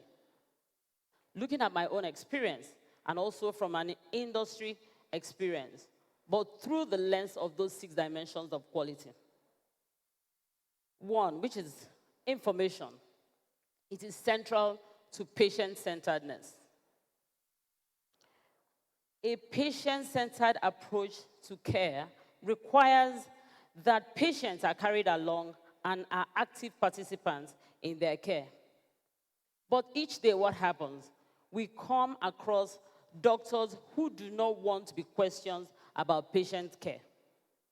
So patients, even the most basic things such as name of the attending physicians, they'll just tell you, oh, I saw a doctor. Come on, doctor. The doctor doesn't have a name. So doctor, you have a patient sitting in front of you, you don't even introduce yourself. That is wrong. That is so wrong. So this is a mail that we got from one of our patients, because we now introduce what we call the power of the patient. We took it up trying to enlighten patients, because we decided that maybe if we push quality from the patient perspective, we would get results. So we launched that initiative, Power of the Patient, and we encourage the enrollees to be talking to us. So this particular gentleman wrote to us, and one of the things he mentioned there was how, this is not really, I don't know if you can see it, not clear, how they will shout on them, how staff, he actually mentioned the hospital, but of course for confidentiality, I had to block all of them. So he mentioned that this hospital was shouting on them and wouldn't even listen when they tried to ask questions. Medical personnel in general need to conquer this professional pride. I know, it goes with the territory. I'm a doctor, demigod. Nobody can ask me anything. Just take what I give you. Let's embrace this evolution in healthcare history and begin to treat patients' inquiries not as an impediment to care, but as an opportunity to enhance care. Even in the HMO industry, we have to quit ambiguity. That is for us, not even the providers. As HMO, as plans, most of our enrollees don't even understand the plan that they have, which is where the issues even start. We do not explain enough on the plan. Clients of a health plan should be able to explain their plans in their own words, including when at the hospital, the treatment that they are going to get. So it's important that whatever plan you are in HMO, you should be able to look at that plan and in your own words, in the way you understand it, be able to explain it. Do we have a long way to go in patient-centeredness? Clearly, I'll say yes, from where I see it. But that is not to say that it cannot be achieved. I mean, if I sampled across this room, I bet some of you don't even know your health insurance plan cover. So let me not ask. Many people are carrying it, but they don't even know what it covers. I see Chikwe already shaking his head. You know, we only scramble for a few information when we're at the point of access. It's when you get into that hospital. You begin to say, oh, am I covered for this? Call my HMO. You're wasting time. But unfortunately, the information you get at that point is probably not well understood enough to support your ability to participate and take decisions on your own health. The entire health ecosystem, however, must be prepped with the patient at the pinnacle of it all. Healthcare needs to learn from other service industries and encourage customer participation. They are customers, because no industry can improve on quality without customer participation. Let's also look at timeliness. Think of this surgery. I had 48 hours to have that surgery, but in the first 24 hours, I spent it looking for even where to have the surgery. And not even to think that I even had to call outside the country to get an answer. I want a plug-and-play health system.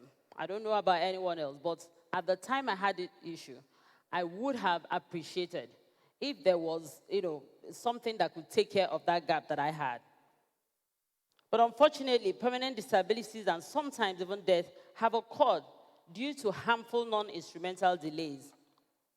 There have been cases where patients are held down in hospitals instead of referring them to the right facility where they can get immediate care, or at times just outright extension of admission so that bed spaces are occupied and paid for, not minding that the patient is at the risk of contacting other hospital infections or developing further complications.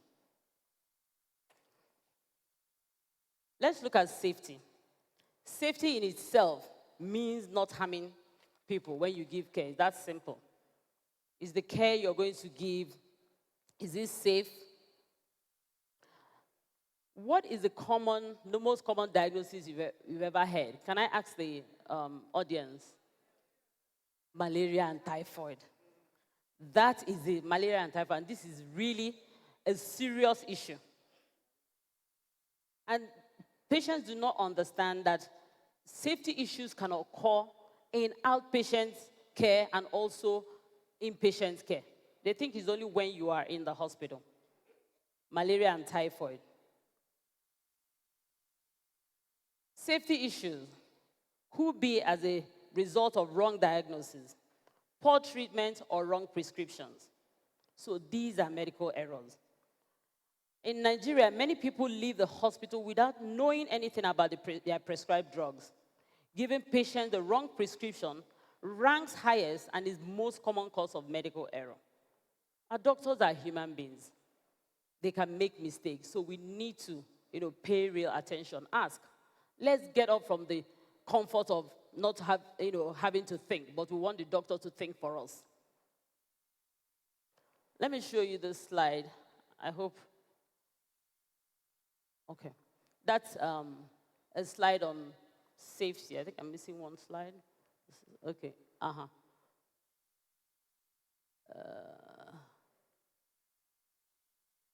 Okay, I talked about timeliness. This is really interesting. This is something that occurred between us and a hospital, where you look at the dates, you see 15 April. Let me just go back to that timeliness. It's good that you see this. It was 15 April that they made this request for a pint of blood. Meanwhile, if you look here, on 29 March, when the patient came in, we had actually asked them to refer the patient to a tertiary institution because we felt that they could not manage it. Okay. Fast forward, 17th April, almost a month after, this is what the hospital now wrote. And finally telling us, well, this is because at that point, it was, thank you for your mail. It was well received. Based on, anyway, they gave us some reasons why they would now want to refer the patient. A month after, you want to refer the patient because the case had gotten complicated. It then became, in short, that woman fought for her life. Then on safety and timeliness, somehow in our industry we find it linked.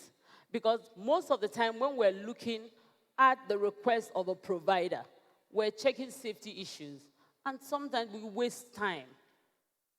You know, a lot of processes. So it will also be good if HMOs can cut down on their processes. Here, we had a request. Said somebody came into the hospital and complained of cough and catarrh, and a diagnosis for chest infection was made. So I don't know so you try to get this. These are the things, this is real. These are the things that we see that causes issue. So let's look at the efficiency, which is to avoid waste. Don't duplicate tests and procedures.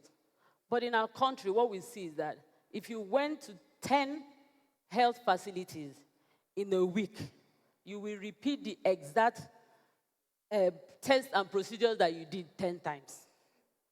You will do it 10 times. We have diagnostic centers, and yet we cannot trust them. So how do we want our health system to function? What are the tiers and what are the responsibility of each tier of care? Every clinic you see now runs its own diagnostic and lab. That, meanwhile, instead of good outcomes, efficiency is gradually fading. This also simply adds to the cost of care.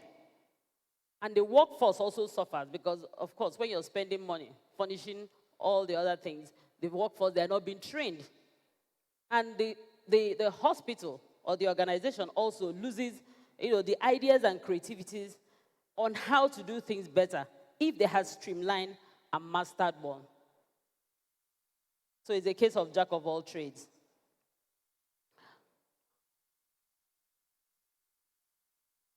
This is the efficiency. Somebody came and was treated of malaria in July. It was barely 2 weeks, went back, and they're treating the person of the same thing.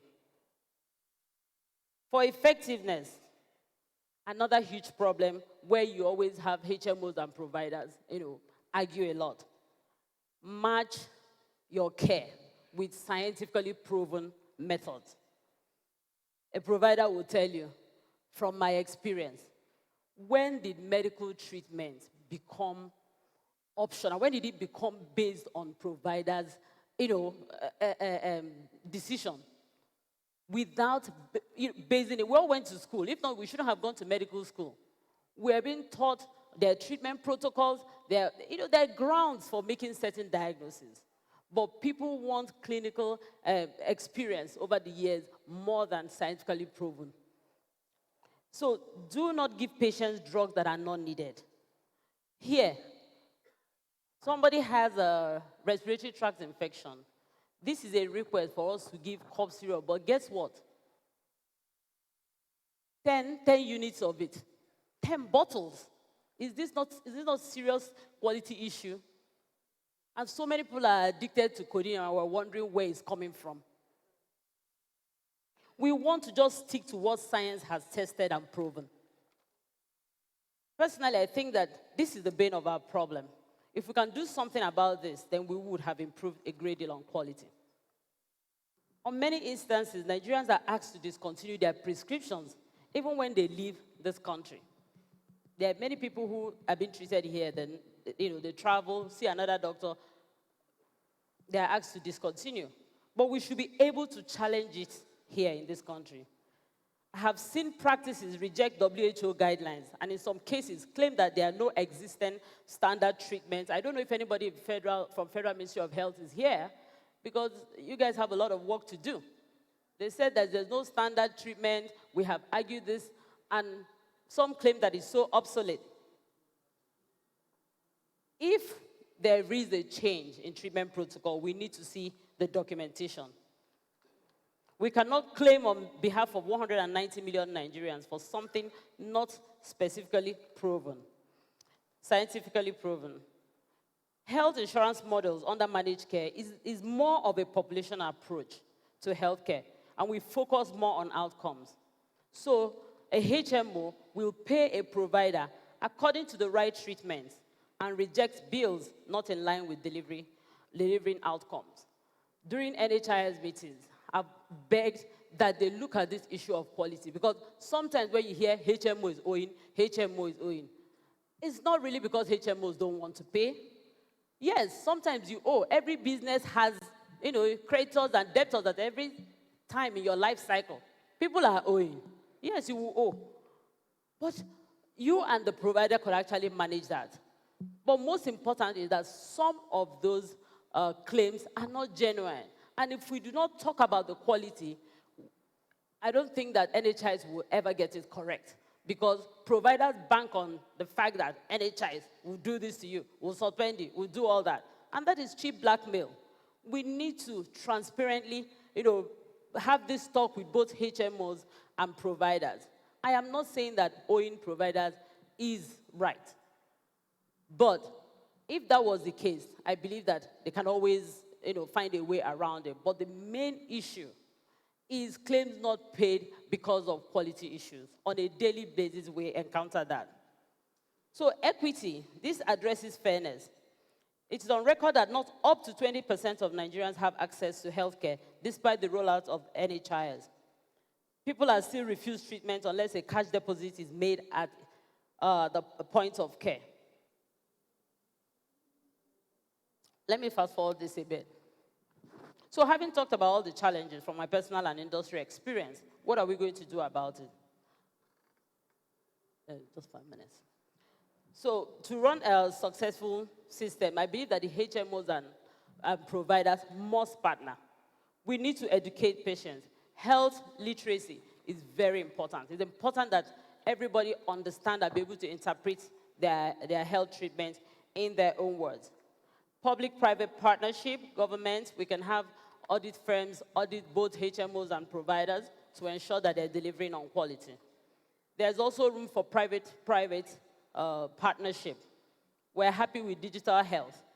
Now, there are some apps that will allow both HMOs and providers to actually streamline and make sure that they follow the treatment protocols.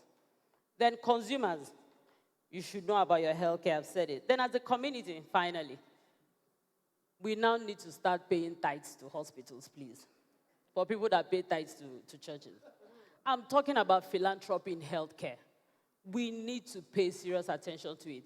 You have hospitals being funded by foundations or giving things. Those hospitals that you like to go to abroad, somehow that's how they keep them.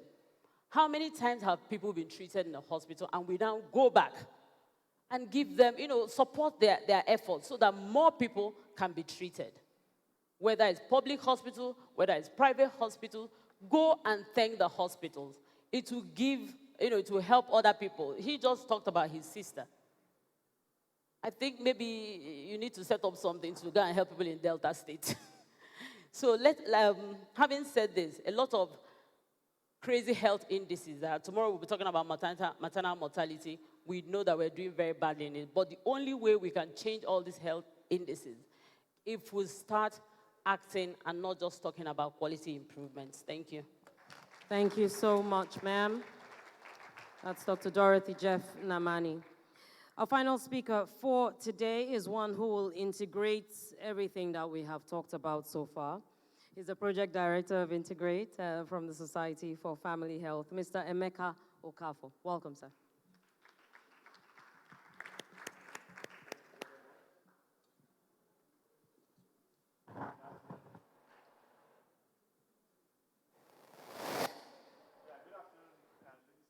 And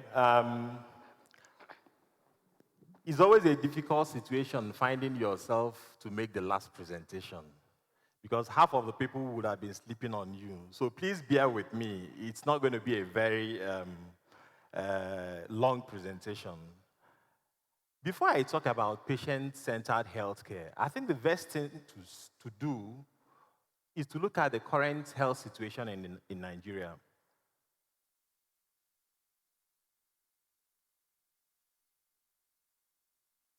We have 3 levels of healthcare in Nigeria currently. We have the tertiary level, we have the secondary level, and then you have the primary level. What is happening is that the primary level is supposed to provide the basic healthcare. And because we have up to about 30,000 primary healthcare systems, it was set up in such a way that that 30,000, if all of them are functional, should be able to provide comprehensive or primary basic healthcare to majority of the population. But what is the current situation? We probably would not be talking about poor health indices in Nigeria if we have up to 60% of the primary healthcare functioning optimally. When I mean optimally, having the right human resource for health, having commodities and medicines, at least the basic ones, always available, and then also having the basic infrastructure in place. But because of the failure of the primary healthcare system in Nigeria, what you see is an overburden, both in the other level of care and the private sector. Now, I don't see any reason why a tertiary institution, a teaching hospital, should be treating uncomplicated malaria. It's not what it's set out to do. I don't see any reason why a tertiary institution should be treating common cold. That is not what it's set to do. But unfortunately, that's what happens now. The private sector is also overburdened because of the failure of the primary healthcare system. Now, when you're talking about the private health sector, studies have shown that currently about 60% of the population access health services through the private sector. The same private sector that we all say are poorly regulated, the same private sector that we are all saying have issues with quality of care, the same private sector that we are saying charge fee for services. We have about 60% of the population accessing care. What does that mean? It means that we need to begin to focus our attention to what happens in the private sector. Now, let me digress a bit. Because of the issues associated with the private sector, what you have found in the last couple of years is that a lot of upscale private hospitals have sprung up in virtually all parts of Nigeria. Good as it sounds and good as it looks, what we are doing is simply listening to those who have been making a lot of noise.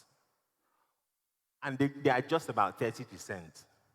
What about those 70% whose voices are not heard? Have you ever thought of a woman in Anka in Zamfara State? Where does she get her health care? Somebody in Enugu Agidi, I don't know those from Anambra here. How many of them, where do they get their health care? A woman living in Ogun Waterside, where does she get her health care? These are some of the conversations that we need to begin to discuss. I was talking to Vivian, Nigeria Health World, that I think one of the things that would be important to be done going forward is to begin to also have this conversation with the patients. Let's get them in a room and listen to them. We have been listening to ourselves long enough, and we're not moving the dial. Nothing is changing. This time around, it's important we begin to listen to those people that we are providing care to. For somebody in Zamfara, providing quality care might not necessarily mean building fantastic hospitals. It might just be the way he or she is being treated at the primary healthcare center. So we need to begin to have that conversation with the patient. And for me, I think that's what will make all the difference. And there are huge opportunities when you talk about engaging the private sector. They are trainable, they are always available, they are all over the place, particularly the patent and proprietary medicine vendors. Statistics vary depending on the source that you have, between 100,000 and 200,000. But I tell you, from evidence of several studies done, in 2015, the family health, the FP Watch actually shows that about 76% of the population access family planning services and commodities from the PPMV. And if you look at malaria, it goes up to almost 80%. And what are we saying? They are available there, they can be trained, they can be properly monitored, they can be properly regulated to provide a wider range of health services. Now, what needs to be done? We are saying that we need to begin to recognize the private sector contribution into our health system. As we speak, the Strategic Health Development Plan does not acknowledge the contribution of the private sector, particularly the community pharmacists and the PPMVs. And they are doing quite a lot. As we speak, what you find are commissioners of health, who are basically commissioners of the public sector. Nothing is happening at the private sector. Most of them don't even know what is going on in the private sector. Yet they're supposed to be commissioners of the state. So we need to begin to change the narrative. How do we look at health as a country? And there's a lot of data coming from the private sector. I was in a meeting. Some people were saying that the private sector hardly reports, except if you motivate them. The truth of the matter from our studies is that the private sector would give you data if you understand what you're using the data for. If you tell, for instance, a PPMV that if he keeps the data of, let's say, the number of people that he provides anti-malaria over a period of time, that it can help him even in his stocking practices, why would he keep that data? But oftentimes, we don't look at that. The only data, national data we have is when we do surveys. But the routine data is only for the public sector. What is happening in the private sector? So we need to begin to change the narrative. And then again, we also need to look at how do we even create an effective referral system. A lot of us have been saying, yes, the PPMV, they go overboard, do what they are trained to do and what they are not trained to do. The truth of the matter is that if we create that enabling environment where they can refer, a lot of them are willing to refer. And that is what we have found out. And then, another very key thing is that the assumption has always been that the PPMVs are all the same. But that's not true. A study we did, PPMV landscape study we did in 2016, actually shows that up to about 38.5% of those who are practicing as PPMV have one health training or the other. And when you move up north, it even increases. And it's a huge opportunity for the country. Why can't you identify them and provide them the requisite kind of training that will enable them provide quality health services to the people that they serve in their community? So we need to look at that too. And then we need to continue to monitor and supervise their activity. For us in Society for Family Health, we look at care from the point of providing innovative solutions that will allow a huge number of people access care, rather than setting up structures that will benefit just very few. And that's also the reason why we are currently implementing a project called the Integrate E project, which is a proof of concept that community pharmacists and patent and proprietary medicine vendors have the capacity to provide a wider range of, first of all, family planning and then primary health care services than they are authorized to do. And in doing that, we are supporting PCN roll out the PPMV tiered accreditation system, which is designed with patient-centeredness in view. I will give you an example. Some years ago, when we were training PPMV, because according to PCN's definition of PPMV as we speak, the PPMV from PCN's definition is those who have ability to read and write. That is the current way to define PPMVs. But there are more than that.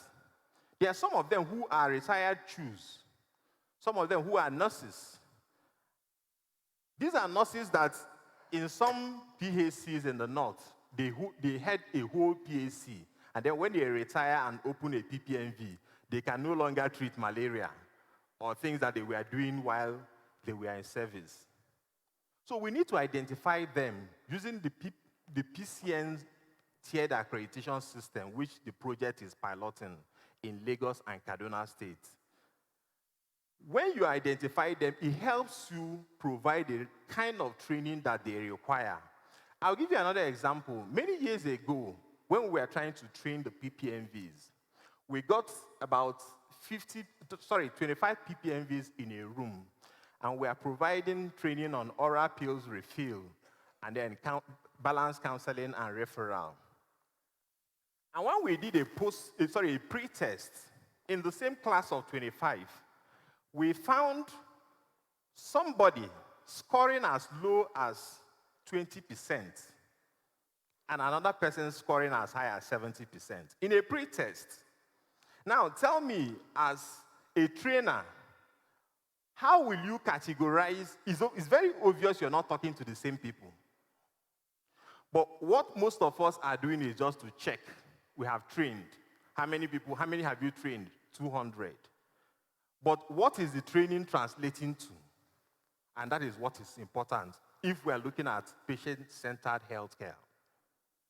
So if we are building the capacity of the PPMVs at the lowest level to be able to provide care, then we should be able to properly identify and stratify them. And that's what the PPMV tiered accreditation will help us do. And beyond that, too, one of the problems that working with the PPMV raises the concern about supervision.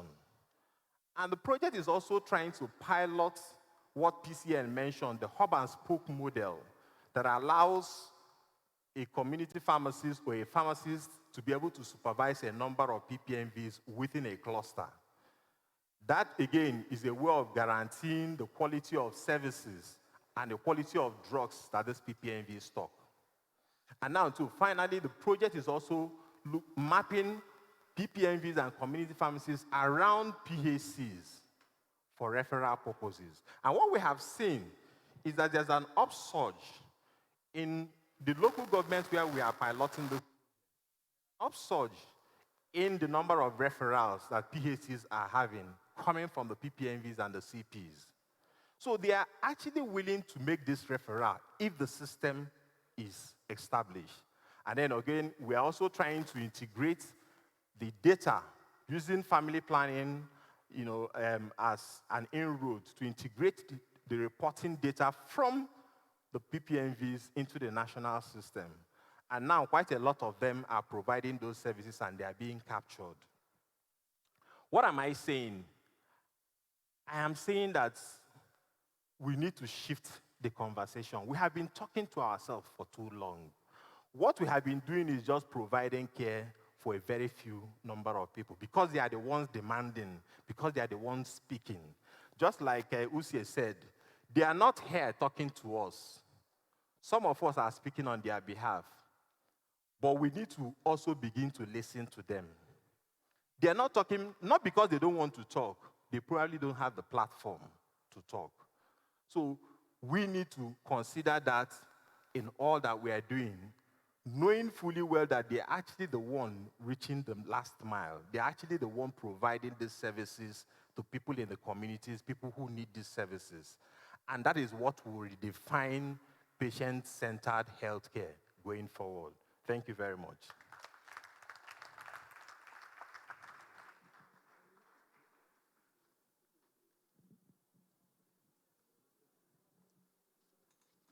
Thank you.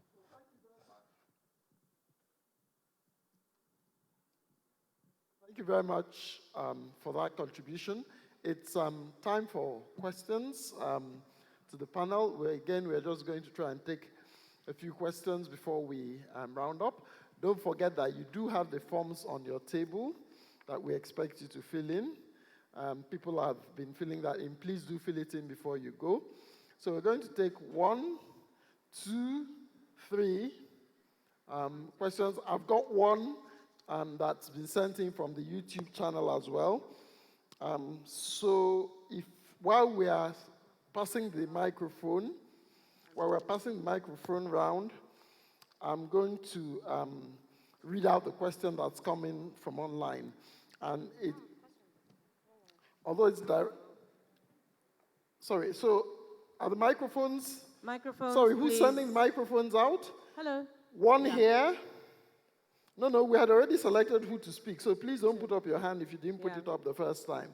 One to the lady there, one to the gentleman in front here with a cap, one to the lady behind, and that's it, as well as the one I'm reading.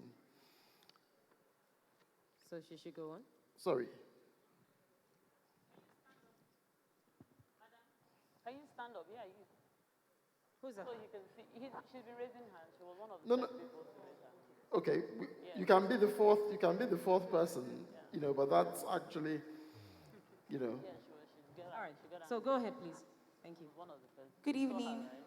My name is Dr. Azudo, and my question is to Dr. Dorothy Jeff Namani. I'm registered under Hygia MHMO, and I realized that a lot of the services covered by Hygia and a lot of other HMOs are more curative than preventive. For example, in the last 2 months, I've had to take tetanus toxoid and Cervarix vaccine to prevent cervical cancer, and those are 2 very important vaccines for women of childbearing age. I had to spend over 2 hours sitting in a private hospital in Ikoyi, Lagos, waiting for Hygia to confirm, and at the end of the day, I was told that, if it wasn't already an illness, I couldn't get the vaccine. And in my mind, it didn't make sense because vaccines are for prevention, not for cure. So what is the point of having, waiting till something has gone bad to try and fix it? And something like Cervarix has the potential to prevent cervical cancer in a few years to come. And one vaccine in a private facility is 15,000, as opposed to the long-term implication of using your HMO cover to cover cancer. Thank you so much. The gentleman here, please, in white. Thank you.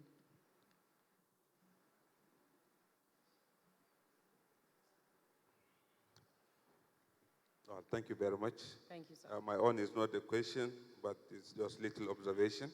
Okay. Please give me a little more time, more than the Oh, question. I'm sorry, It's okay, sir. it's okay. I'm It's sorry, okay, sir. it's okay. Please, Don't give me. please. But I will follow suit. I will use DG's method, DG Naipri's method. To know who is speaking will add more value to what he's saying, and you can hold him responsible. I am a traditional medicine practitioner, but I spent my 35 years in the conventional health, and I thank God I reached the highest peak in the civil service of permanent secretary before my retirement. And I was involved in traditional medicine development of Federal Ministry of Affairs for over 23 years. And I participated in National Council on Health 18 times. And I was privileged to be at the council proper twice. So it surprised me quite all right that WHO has been telling us that 80% of population living in developing countries depend on traditional medicine for their primary health care. Is it a lie? Federal Minister for Health last year, March last year, was saying that 80% of people living in Nigeria use traditional medicine for their primary health care need. But yet, since then, research, funding, promotion, all what of resources were diverted to conventional health, while all of you are accounting for the failure now. We are all saying we fail. We fail. All the sector, we fail. Why? Through my experience, being a health manager for 15 years, I was heading, and in fact, I study a lot. Okay, so please, can you... Yeah, it's okay, I'm advising. To it's be okay. fair, to be it's fair okay. to the others, please. So, why I'm saying this is I have my PhD in traditional African medical science from University of Beijing, and it took me 4 years full-time. 4 years full-time. I'm sorry, sir. It's okay, it's okay. I will have to ask them to switch off the microphone now, in please, a minute. you now that are active, please try to think twice. When we import approach, less domesticated, we are all given example with China, India. They domesticate. Thank you so much. Before India, China start recognizing traditional medicine, anybody practicing traditional medicine in China will be killed. That was the first policy. But when in 73, when WHO says, go back and develop your traditional medicine, people from the rural areas came together. A professor doesn't go to any school in China right now. They are all alive. All right. Because they have the traditional knowledge. Thank you Please, so let's much, sir. promote. Thank you. Thank you. Thank you. All right, so the next person, please. Thank you. Good afternoon. My name is Anne, and I work for Christian Aid. My question is for Dr. Namani, and it's asking about standardization of care before we engage health facilities as HMOs. Medical literacy for the communities where we're working in, if we're talking patient-centered care, I think begins you have a lot of responsibility as HMOs.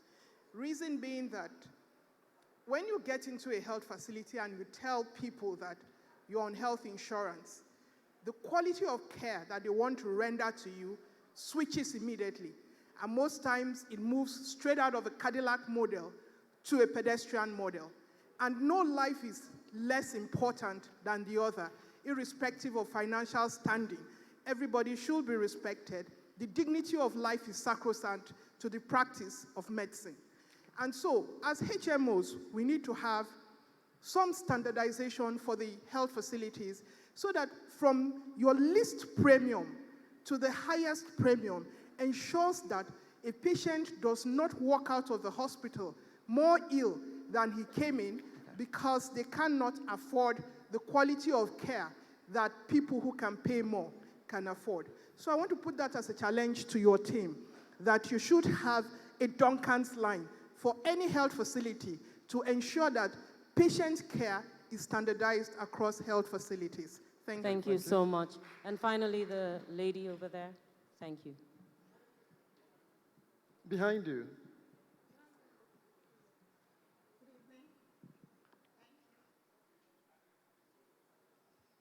My name is Priscilla Usiobaifo. I work with Brave Arts Initiative. It's a rural-based organization in Edo State. I have a question for SFH and Christian Aid concerning access to services by young people. I could see most of the examples that have been shared today have been more of older women. I'm really not seeing younger women, and we know quality for services. For us as even young people, we don't even expect care. We assume that care in the health facilities has been abandoned. So it's more of even services that we're asking for. And again, something happened 2 days ago where my immediate elder sister was emergency discharged in Nyanya Hospital. So late in the night, they told her they had a patient with a more critical condition than her.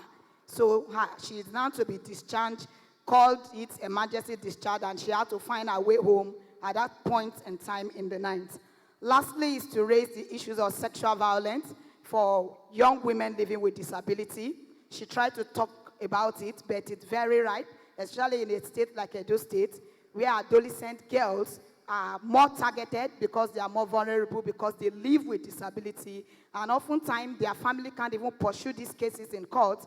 We've been trying to provide legal services and justice, legal aid for them. Can you get to your but they keep question, cut- please? Thank you.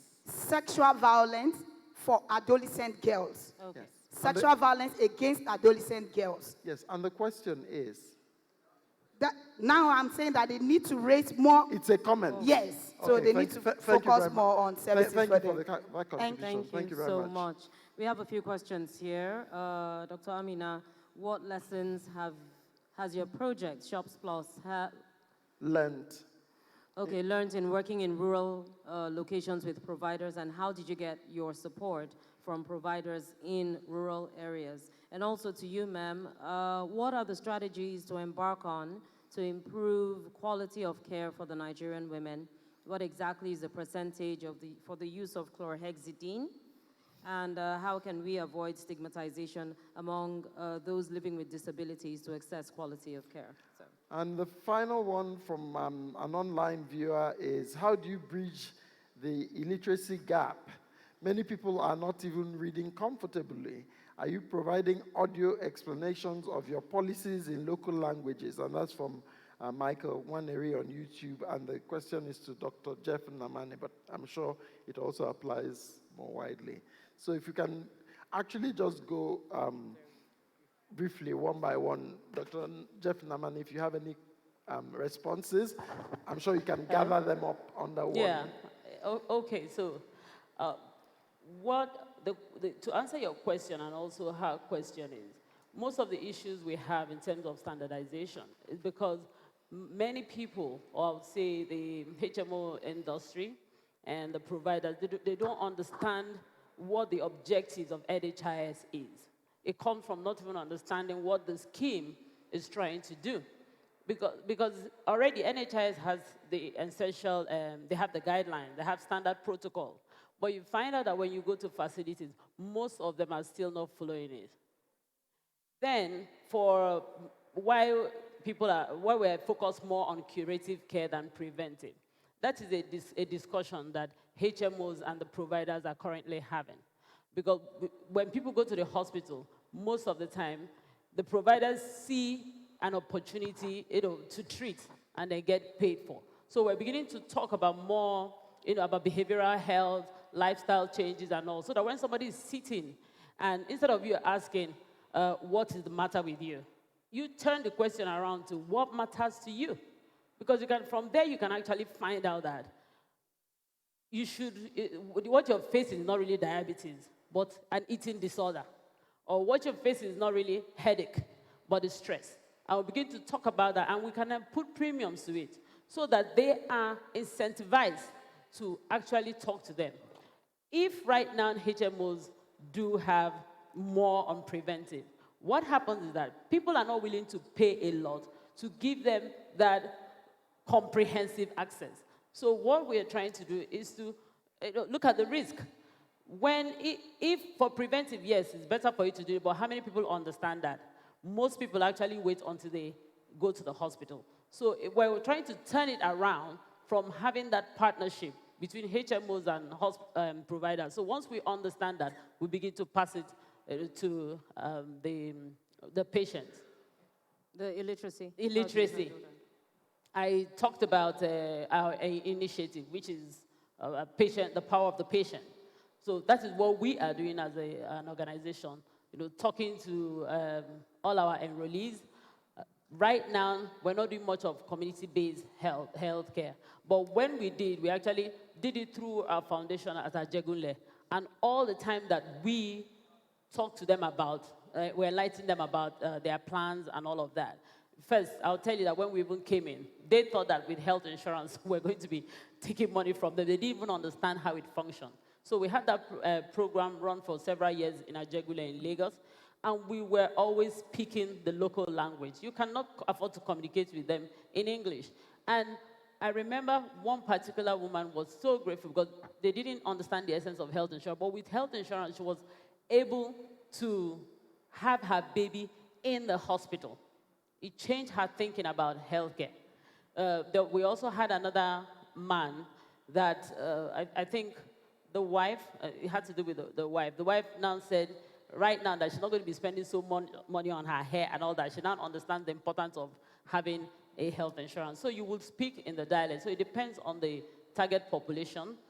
We know that you have to communicate in the local language so that people can hear it. Thank you so much. Dr. Amina. Hello.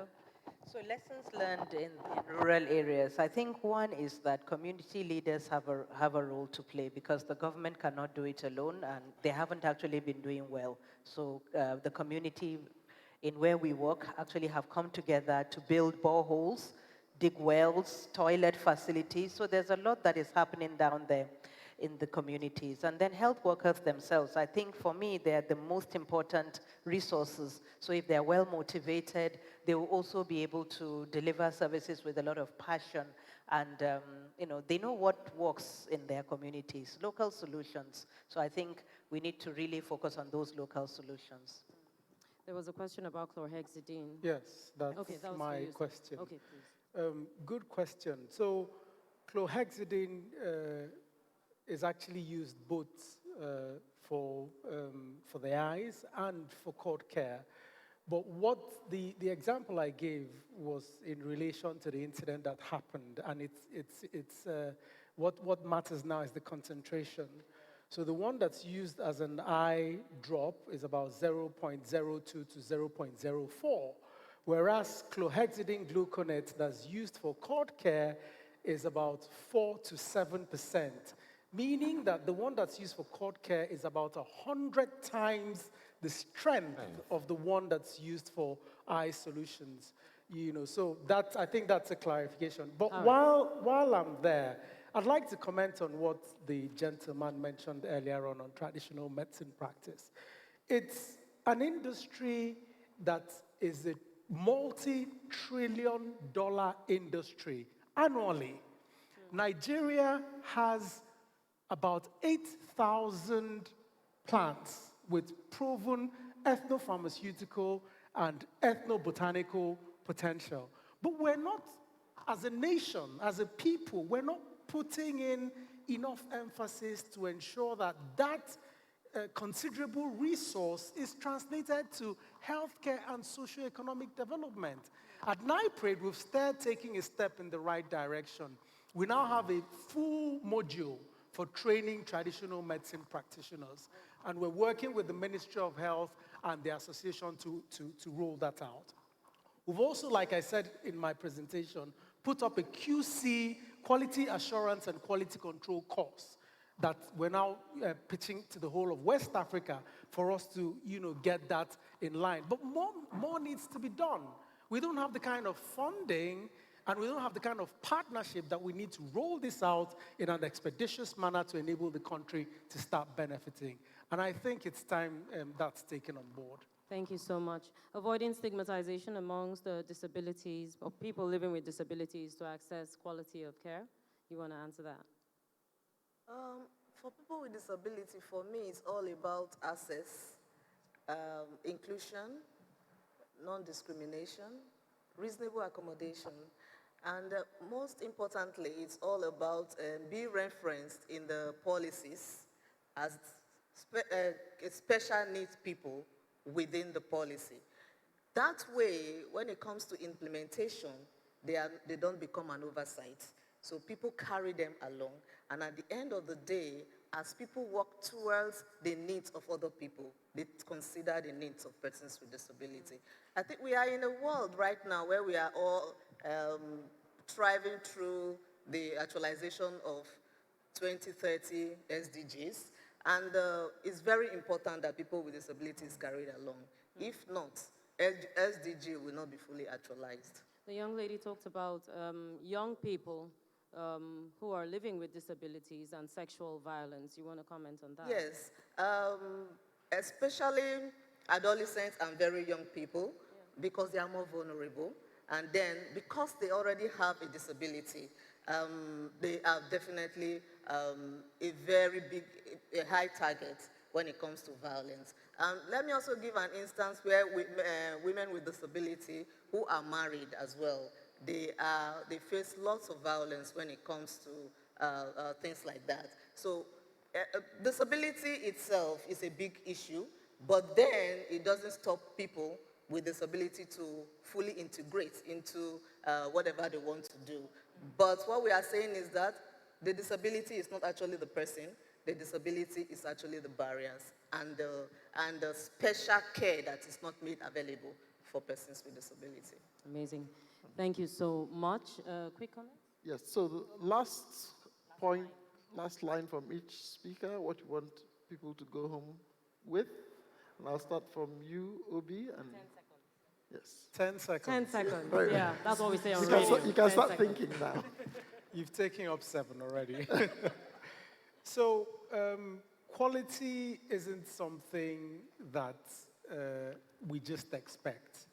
If it's in products, it needs to be manufactured into the products, ab initio, raw materials, processes, and all that. We have a unique opportunity to start developing a model that's contextual to us here in Africa, Nigeria and Africa, to enable us look at what has been demonstrated as quality elsewhere, use the same standard, but get it accepted in a way that will enable our people benefit and enable us grow as a people.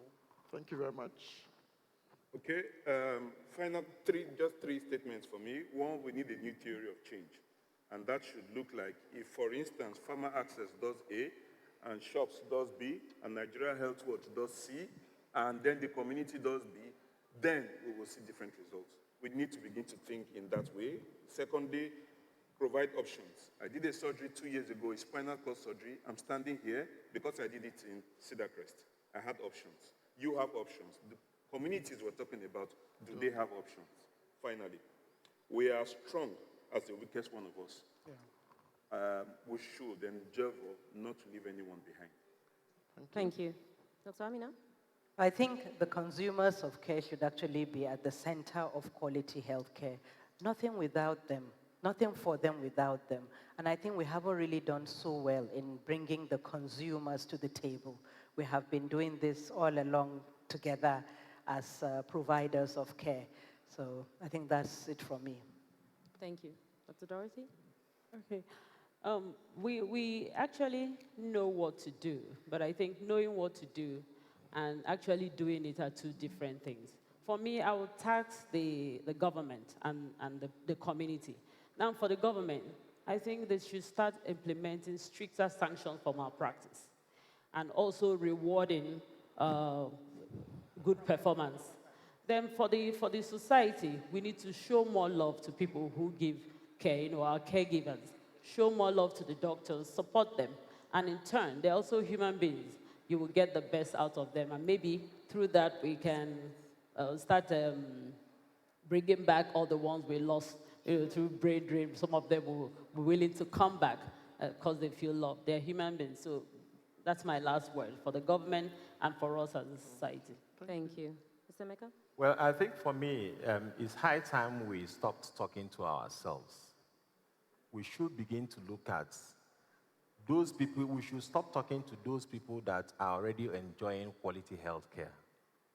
I would argue no one in Nigeria is enjoying quality We health need care. to begin Nobody. to talk to people who do not enjoy quality health care as we speak. And that's about 70% of our population. They are actually the ones that need innovative disruption to be able to provide quality healthcare services. So that should be our focus. Thank you so much. Madam Patience? Yeah, I think for me, it's all about the principle I just said at the beginning, and that is nothing about us without us. And if you want to be an inclusive system, you need to include people who are affected into the system, because they know better, they know where it pinches, and they will tell you the story right from the beginning. So they must be part of the whole process. All right. Thank you so much. Appreciate you. Please, a round of applause for our speakers this evening. Amazing. So I think we're coming to the end. Before we do that, we'll have a group photograph of this panel as usual. I think we'll all stay seated with Inya and I standing at each end. And then after that, we'll do a quick wrap up and it'll be the event over. So thanks again to the panel for all your contributions.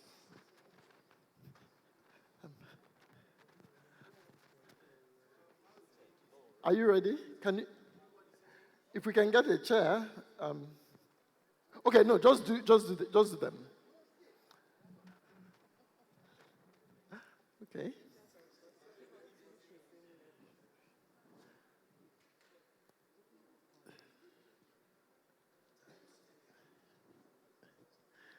We can't get behind. Thank you.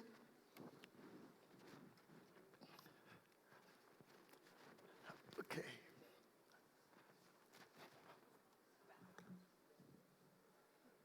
Quickly, please.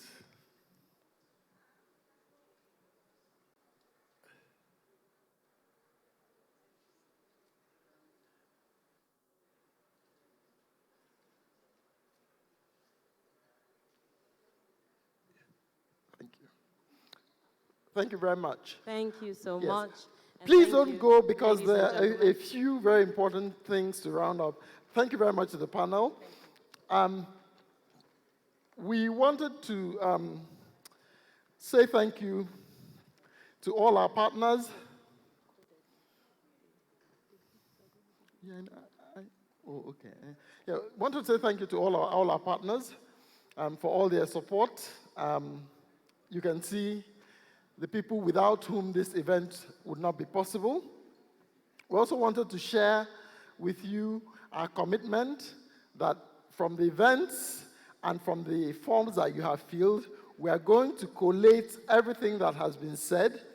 The videos and talks will be available online so that those who were not able to take part today can still look at them and learn from the lessons. We will prepare a report that pulls together everything that has been said, all the lessons, and more importantly, the action points that have been raised for different people to share. And we're going to make sure that that's going to be disseminated widely.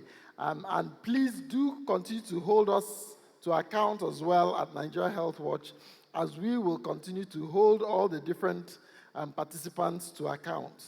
Yeah. Once again, I want to say thank you. For next year, we'll be having the annual Future of Health Conference again. It's likely at that point that it's going to be a paid-for event. So I'm just giving you a heads up. Thank you for the heads up. And yes, because of the challenges that we face each year, bringing this on board. So we think, we will need to have to move to that. All right. But, yeah. But remember to check out the website, nigeriahealthwatch.com. Just go there. There will be lots of, I think the pictures are just all over Twitter. We actually trended on Twitter today. Come on, let's give ourselves a round of applause. Thank you so much. Quality Health Niger The team have to trended. come on board. Yeah. And I'd just like to call the Nigeria Health Watch team, the people who actually have made everything today possible. They've been working fantastically hard. So please, Nigeria Health Watch team, can you come on stage very quickly? Nigeria Health Watch team. So that we can thank you formally and we can close this event formally, although the conversation will continue. So Thank Christopher, Sam, Ike, Dara, Michael, Atinuke, Ifeanyi, Basha. Everyone. Please, let's come give them on. a round of applause. These guys have been working. Because the team and the volunteers, they put in a lot of hard work, and without them, today would not have happened. And we really Please just appreciate make your what way they're up here doing. quickly. Thank you. Thank you very much. Thelma. Okay, still Ugonna. running up and down. Ada. Juliet. Spread out. All right. The space. Vivian. Okay. Okay. A few people are not here. Ifeanyi, Basha.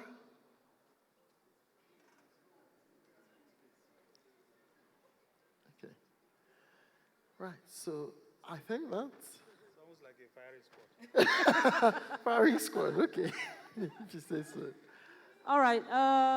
Bumi, Thelma, Ada. Who's missing? Patience. Patience. And our volunteers. Thomas. All right. Who else? Who are we missing? Is Juliet here? Vivian. Okay. Inya. Inya is missing too.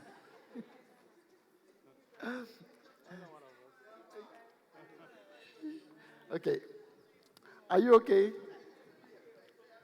Some people are hiding. Oh, Tinu, we can't see you. Careful. Oops. Sorry about that. Okay. Huh? You people are not supporting her.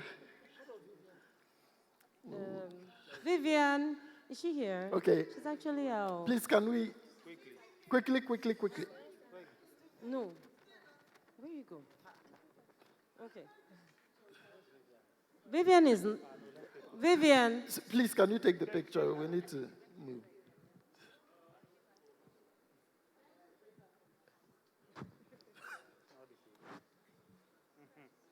Okay, thank you very much. Thank you. Thank you so much. Please, a round Thank of you. applause for this team. Thank you. Thank you guys for all you do. And so All right. we've come to the formal end. Please do look at the exhibits. There are lots of interesting stands, lots of interesting work going on. Talk to each other, exchange your contact details.